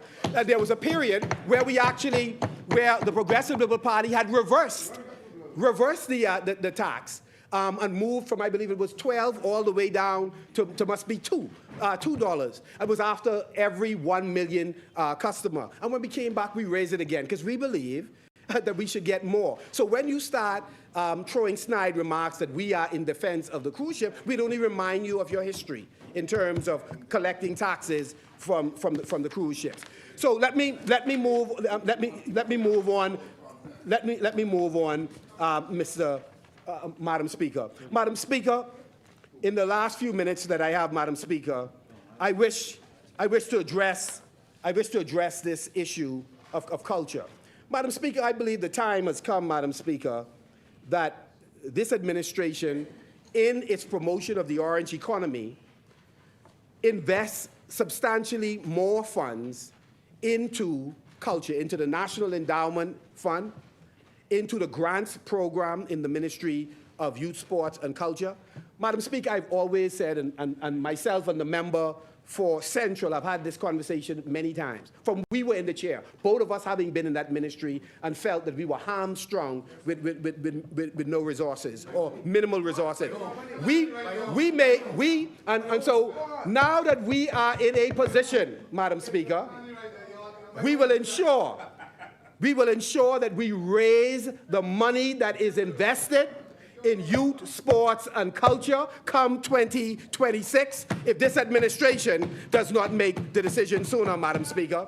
Madam Speaker, the time has come for a Junkanoo Stadium where Junkanoo could be monetized in a more effective way than it is presently on Bay Street. Now, Madam Speaker, we support, Madam Speaker. Madam Speaker, we support the establishment of a Junkanoo Stadium. But just before we get to that, Madam Speaker, while we were in the chair, you in Cabinet, read the Cabinet conclusion.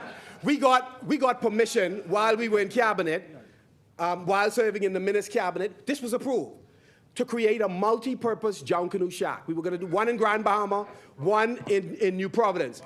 So Madam Speaker, it is our hope that the present Minister of Culture, who we have been, certainly the two ministers who have been in the portfolio before, very supportive of.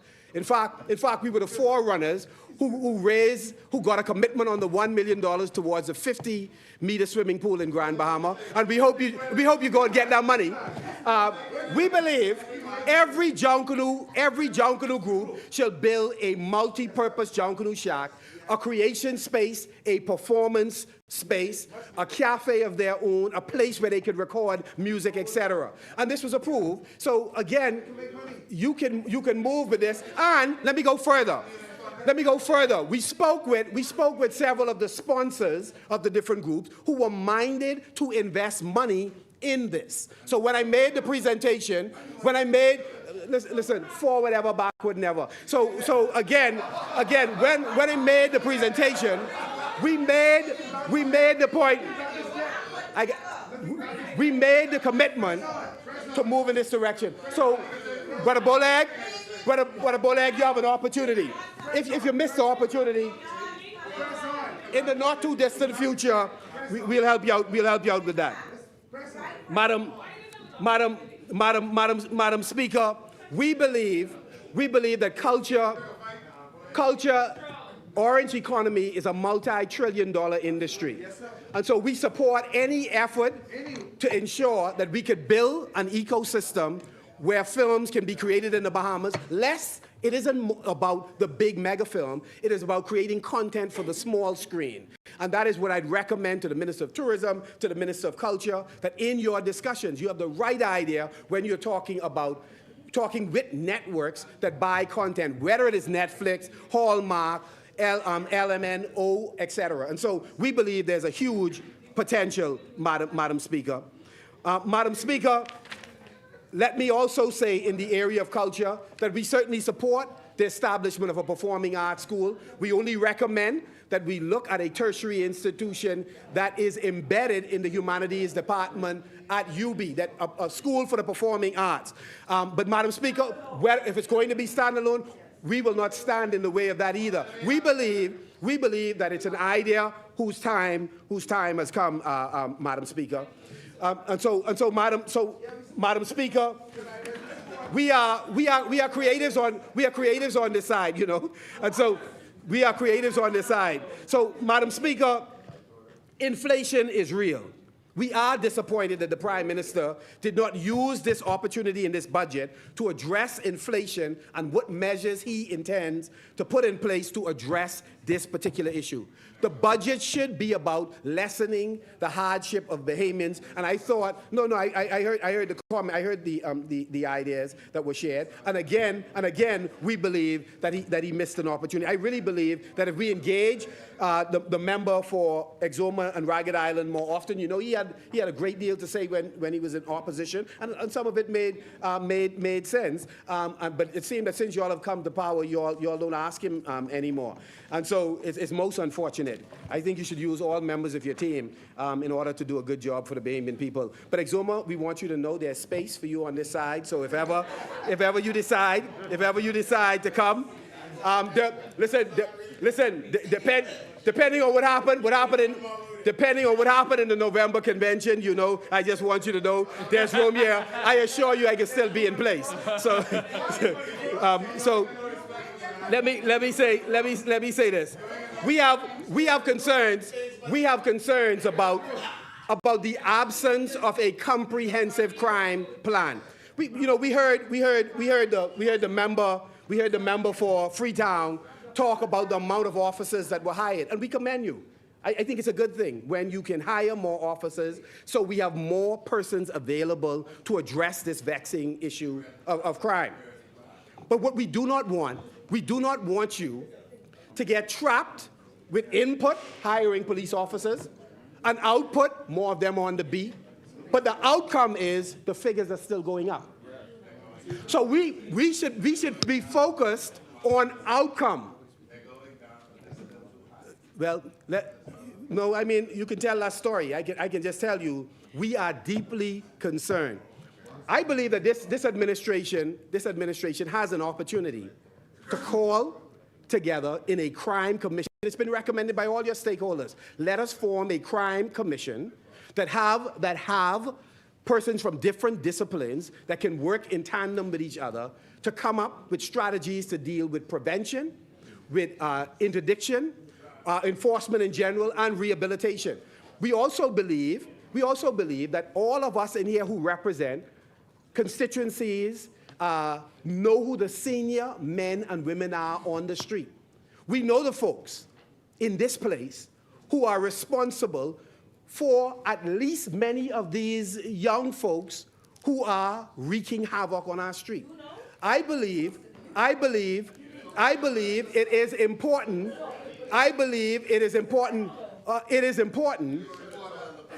Hey, listen to me. If you represent an inner city community in here, you know who works in the formal and the informal sector.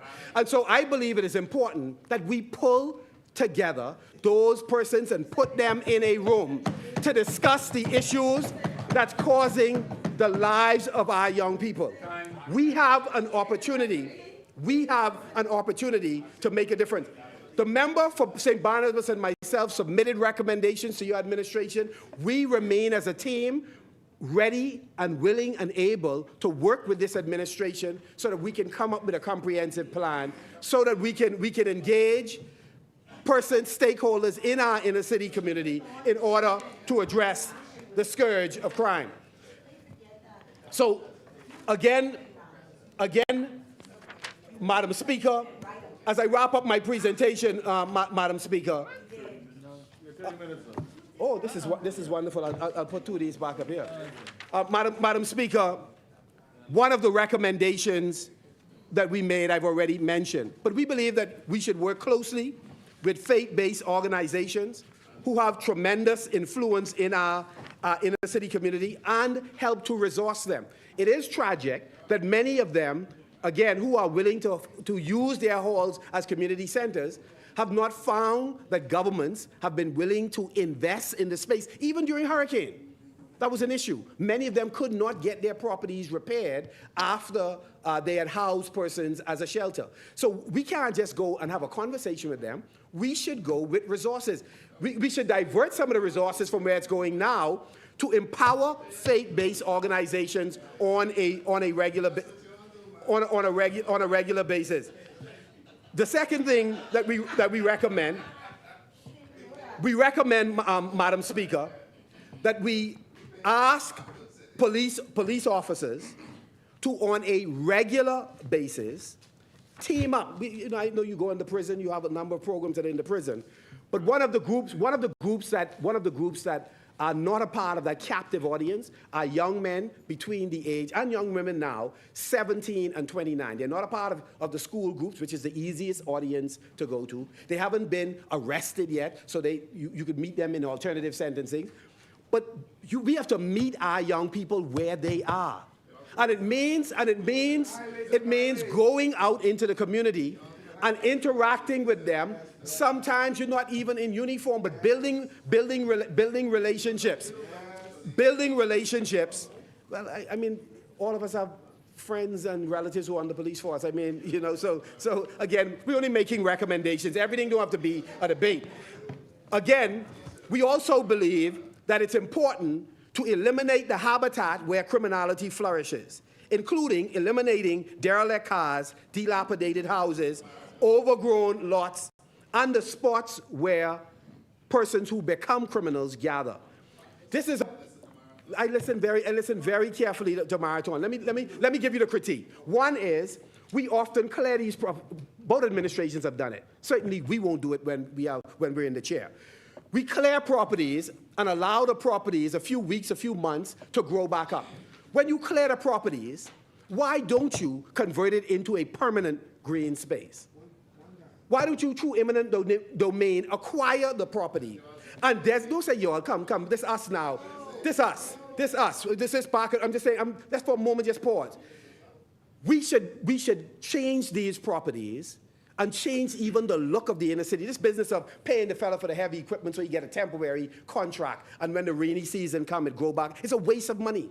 And it doesn't do anything for the community in the final analysis. And when you clear a property, block the entrance so that people don't park the derelict vehicle on it immediately thereafter.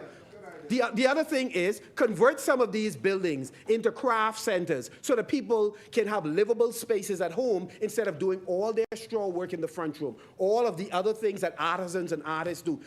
And convert it. If the Minister of Agriculture was here, I'd say create some processing centers that ISO certified that they could do jams, jellies. We do small theaters in the inner city area. There are things we can do with these dilapidated buildings that we are not doing with the buildings now. And so I encourage the government, you are in the chair, you have an well, let me just say, we own a building on Gambia Drive in Grand Bahama, so we ain't just talking this, that we are converting into a tech center, own the building. And so again, and it's being converted, we want the port to move faster, which I'll come to as I close. Again, so we're not just suggesting things, Elizabeth, that we're not doing. We're just saying, well, the truth is the ideas work because I back here in the house. So all I'm saying is, all I'm saying, right, is that we have an opportunity. We have an opportunity to do something different. Wherever you are, you could serve, opposition or government. And so again, that's a recommendation. Again, I'll table the speech. So there are a whole host of recommendations we'd like to make, and we are prepared to work with the minister. But we can't pass off transforming the community to ensure that people are not criminalized. We can't pass it off to the police. The police is a small part of law enforcement. National security, in conjunction with other ministries, has the mandate to come up with a comprehensive, holistic plan for fighting crime. And so that is where we hold you responsible, that you ought to lead the charge in that regard. Let me turn my attention for a moment to the energy question. Madam Speaker, one of the biggest drags on national development is the cost of energy. And so we want to caution this government to be careful not to go down the road to rope this country into very long-term deals where we are further addicted to fossil fuel or heavy fuel, that we should be making the transition to LNG, but more importantly to renewables. So we support the government's initiative of putting $20 million towards green energy, towards solarization. But we believe that so serious is the drag on national development that this government should allocate far more resources to ensuring that we solarize the family islands. When we were in the chair, we did it with Ragged Island. We learned some lessons. Ragged Island, the price point, I think none of us would want to see that be the price point for future projects. But we learned it was a project that we set out to do. We accomplished it. And we want to know, what is the government strategy now to, in a very aggressive way, create Bahamian ownership in our family islands? And we can do it through solar. BPL over the next 5 years should not be the corporation that is servicing all of these islands. We should move in the direction where we create other franchises where persons who have the wherewithal can create solar operations and take care of family islands. That's about ownership. That's about transforming Bahamian lives, making multiple millionaires out of Bahamians. We have an opportunity to do it.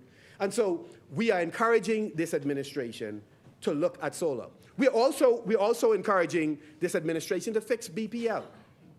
We missed an opportunity with the rate reduction bond. You had an opportunity when you came in. You didn't go that route either. So we want to know, what is your strategy? Because what is true is that there is a deteriorating physical plan. We also know that there is a need to ensure that there's ongoing maintenance of all of the physical plant. We know that Abaco is a symptom of what's happening throughout the Bahamas because, one, you don't have sufficient money to maintain all of those things. You are not in a position to retire the legacy debt that exists. And so what is the strategy? We recommend that you look at the model that was left behind when we were kicked out of government and to see whether or not you might find strategic partners locally as a priority, local and international, where we can finance the transformation of BPL. We caution the government that it is important for us to grow the economy so we can employ our people. We should be careful not to use corporations as an employment agency. Now, let me say, When we left, I believe there were 860 persons who were at BPL at the time as a result of the VSEP.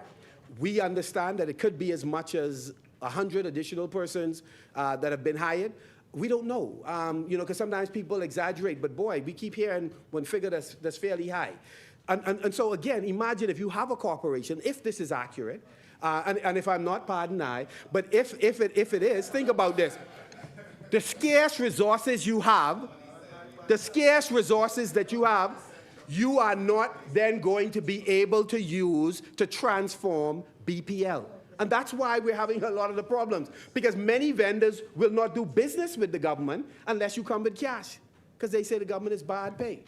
And so if we are serious, we ought to address this energy issue. The Prime Minister missed a wonderful opportunity. I was happy to hear the member for Fort Charlotte comment on other renewable energy sources and looking at thermal. In agriculture, there's biogas, et cetera. We must look at a variety of ways that we are able to generate power and to save our country money. In terms of BPL, we are in support of having a discussion with the government so we could share some ideas. There are a lot of Bahamians who have indicated they have been reaching out, hoping to provide advice.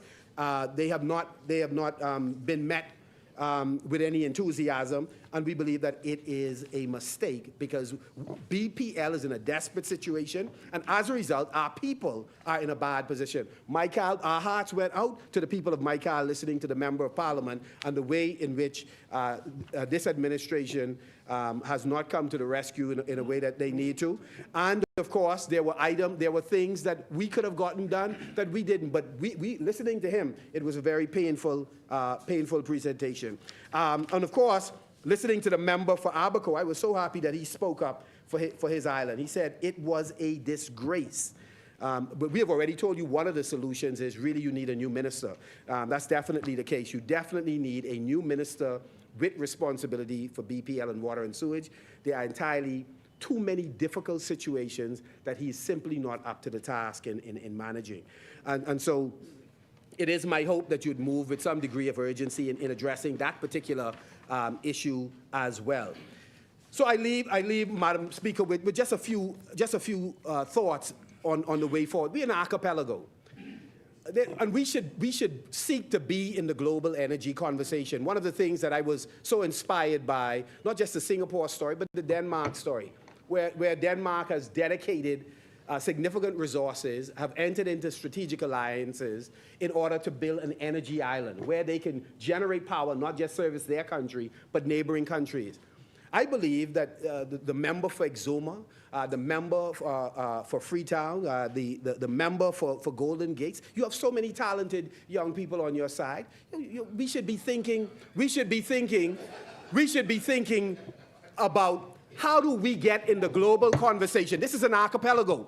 We have islands that we can convert into energy islands in terms of entering into strategic alliances with people with deep pockets who are willing to work with us on our terms, utilizing our resources that first and foremost benefit our people, in order to look at how do we not only meet our domestic needs, but meet international needs. And so that is something it is my hope that this administration would give consideration to. If we could power up Ragged Island, what prevents us with the right partnerships from utilizing the acreage available in multiple islands to do some absolutely incredible and innovative things?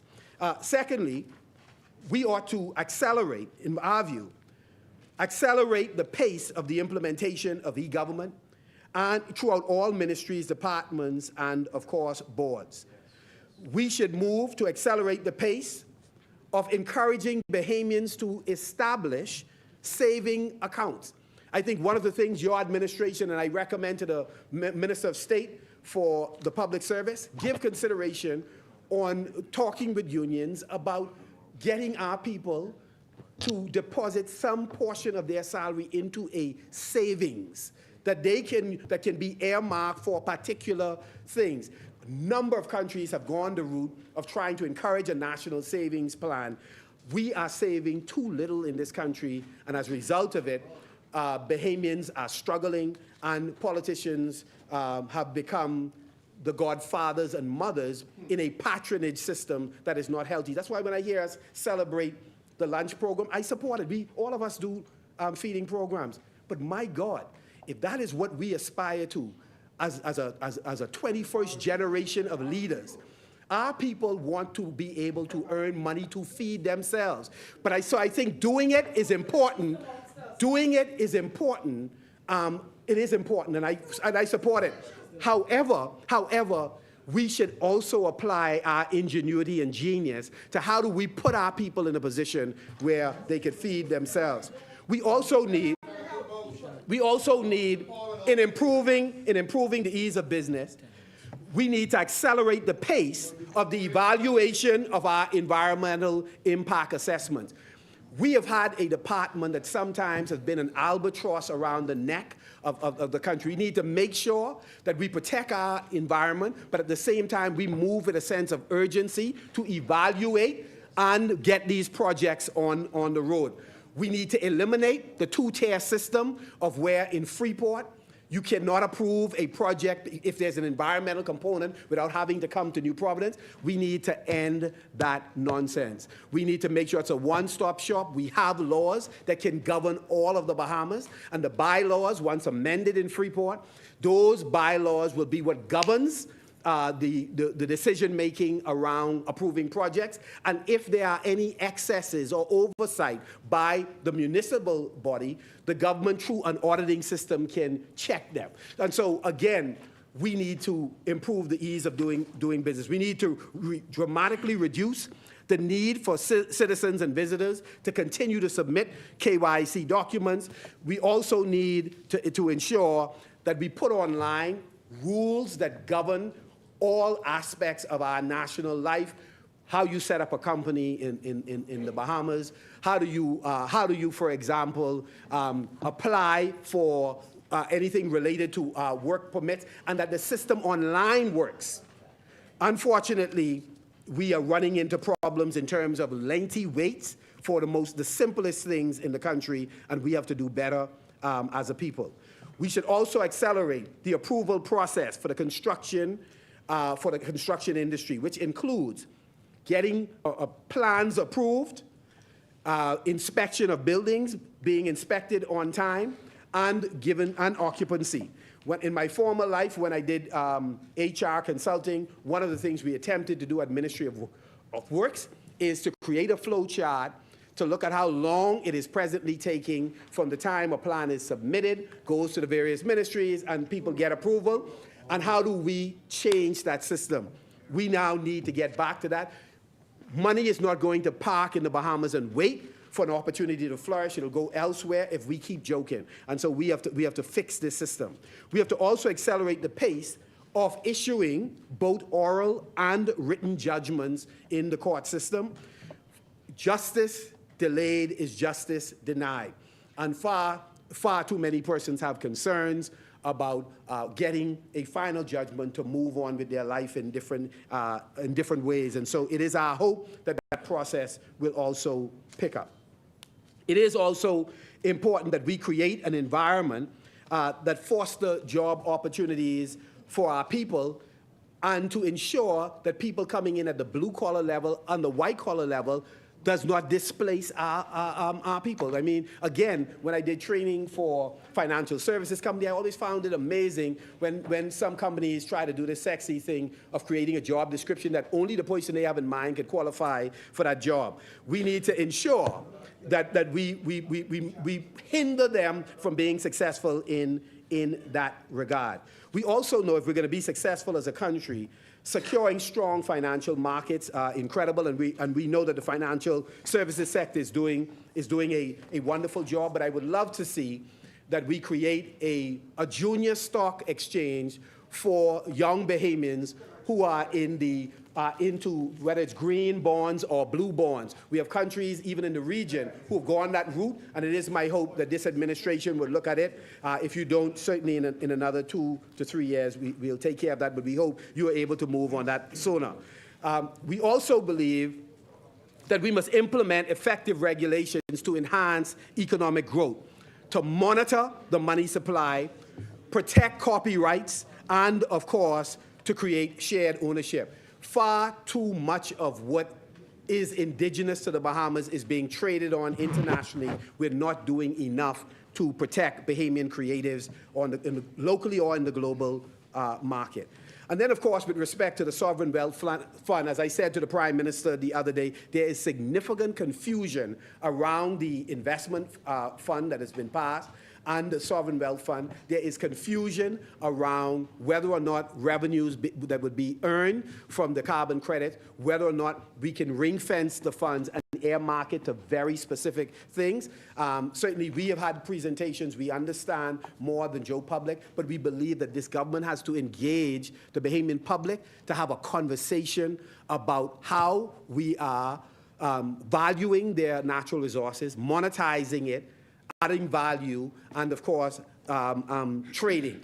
Right now, the public has a jaundiced eye when it looks at policymakers and our natural resources, and so we encourage the government to engage with the public. Again, we believe it is in our collective interest that you do so.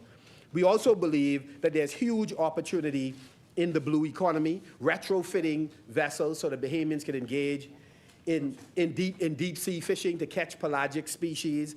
We believe that there's a huge economic opportunity for Bahamians.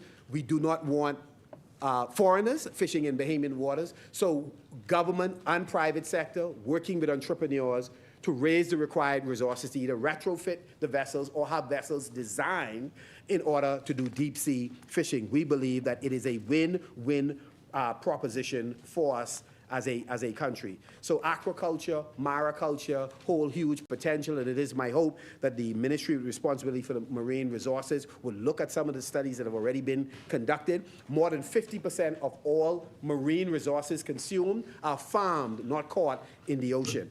And so there is an opportunity. We have no shortage of land. We have a pretty high unemployment rate, notwithstanding the representation by this administration. So we have a lot of people who are available, a lot of land that's available. What we need is creative minds to raise resources to help empower Bahamians. And so we challenge this administration to capitalize the Bahamas Development Bank, capitalize the Venture Capital Fund, make sure that SPDC that was serving us so well can live up to its potential. And so we are asking that more resources be made available. We'd like to see that $50 million this administration continues to assure the public is available every year in order to help them start or grow their business. In Grand Bahama, the Member of Parliament for Marco City, the Member of Parliament for Central and East Grand Bahama, we would love to have the Office of the Prime Minister come and meet residents in those constituencies who also have business needs to ensure that they are fully integrated in this opportunity machinery that we heard so much about in Grand Bahama, because many of them are unaware of the opportunities that exist, and we want to make sure that they're able to take advantage of it. With respect to public-private partnerships, Madam Speaker, we are hoping that the government will bring their policy paper on public-private partnership and that they would make it available to the public so that we can see it. We are also saying to the government that we are expecting resolutions to be brought into the House, because every one of those public-private partnerships that you enter into, essentially you are taking out a loan on behalf of the Bahamian people. And if you're taking out a loan on behalf of the Bahamian people, you should come to the House in order for us to have a discussion about the loans that you're taking out on our behalf. So Madam Speaker, as I wrap up where I began. We have an opportunity, Madam Speaker, to do something special in the next 50 years, Madam Speaker. But we need a government that is prepared to be fair to all Bahamians, not just PLPs, Madam Speaker. We need a government that is prepared to consult. The business community is saying this is not an administration that consults. Madam Speaker, we need a government that is prepared to apply the law evenly. You can't be running up on your opponents day in and day out. And when you got persons who have issues, nobody is calling them in for questioning, Madam Speaker. So we want a government that is going to govern, Madam Speaker, for all Bahamians. Marco City, Madam Speaker. We are going to vote on several matters in the budget, but I want to close simply by saying we do not support the Davis administration taking over Freeport. We do not support by any of the means that may be considered, because they are clearly not providing the details to the public. We are expecting the government to behave in a mature way, to have a sober conversation with members of the opposition and all stakeholders about what their intentions are with respect to Freeport. The Prime Minister spoke and created great uncertainty when he talked about Freeport by not being clear on what his and his cabinet intentions are. We stand ready to sit with the government, to sit with the owners of the port. We believe Freeport cannot remain the same way, Madam Speaker, just a minute or two. Freeport, Madam Speaker, Freeport, we do not support the status quo. We do not believe, Madam Speaker, that the Grand Bahama Port Authority ought to continue functioning in the manner that it is functioning. There has to be change, but we believe that change can only come as a result of dialogue between all of the stakeholders. What was suggested by the Prime Minister is worrisome. He ought to be clear and transparent about what he and his cabinet is considering. We are ready to sit and have a discussion about our future. With that, Marco City rests.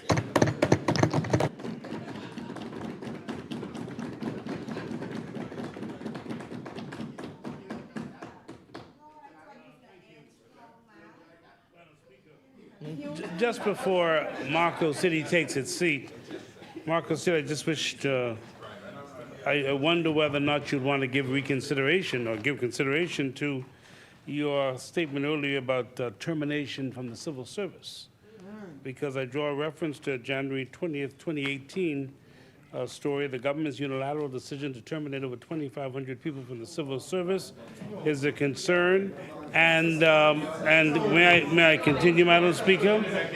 The Attorney General called Bethel recent suggestion that these job cuts have saved the government $75 million. You don't wish to comment. Madam Speaker, I now wish to move for suspension of the House to resume at 10 o'clock tomorrow morning,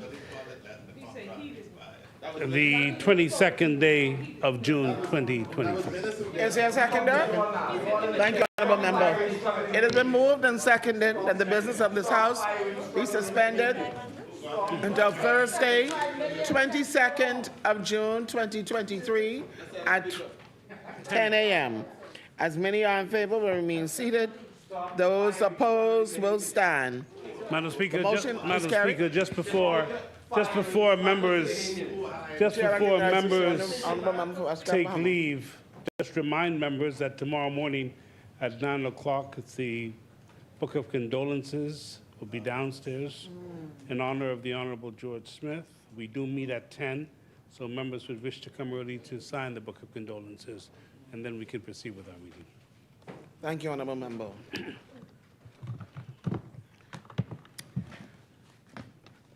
Suspended until Thursday, 22nd of June, 2022 at 10 a.m. As many are in favor will remain seated. Those opposed will stand. Motion is carried. The business of this House stands suspended until Thursday, 22nd of June, 2023 at 10 a.m. All right.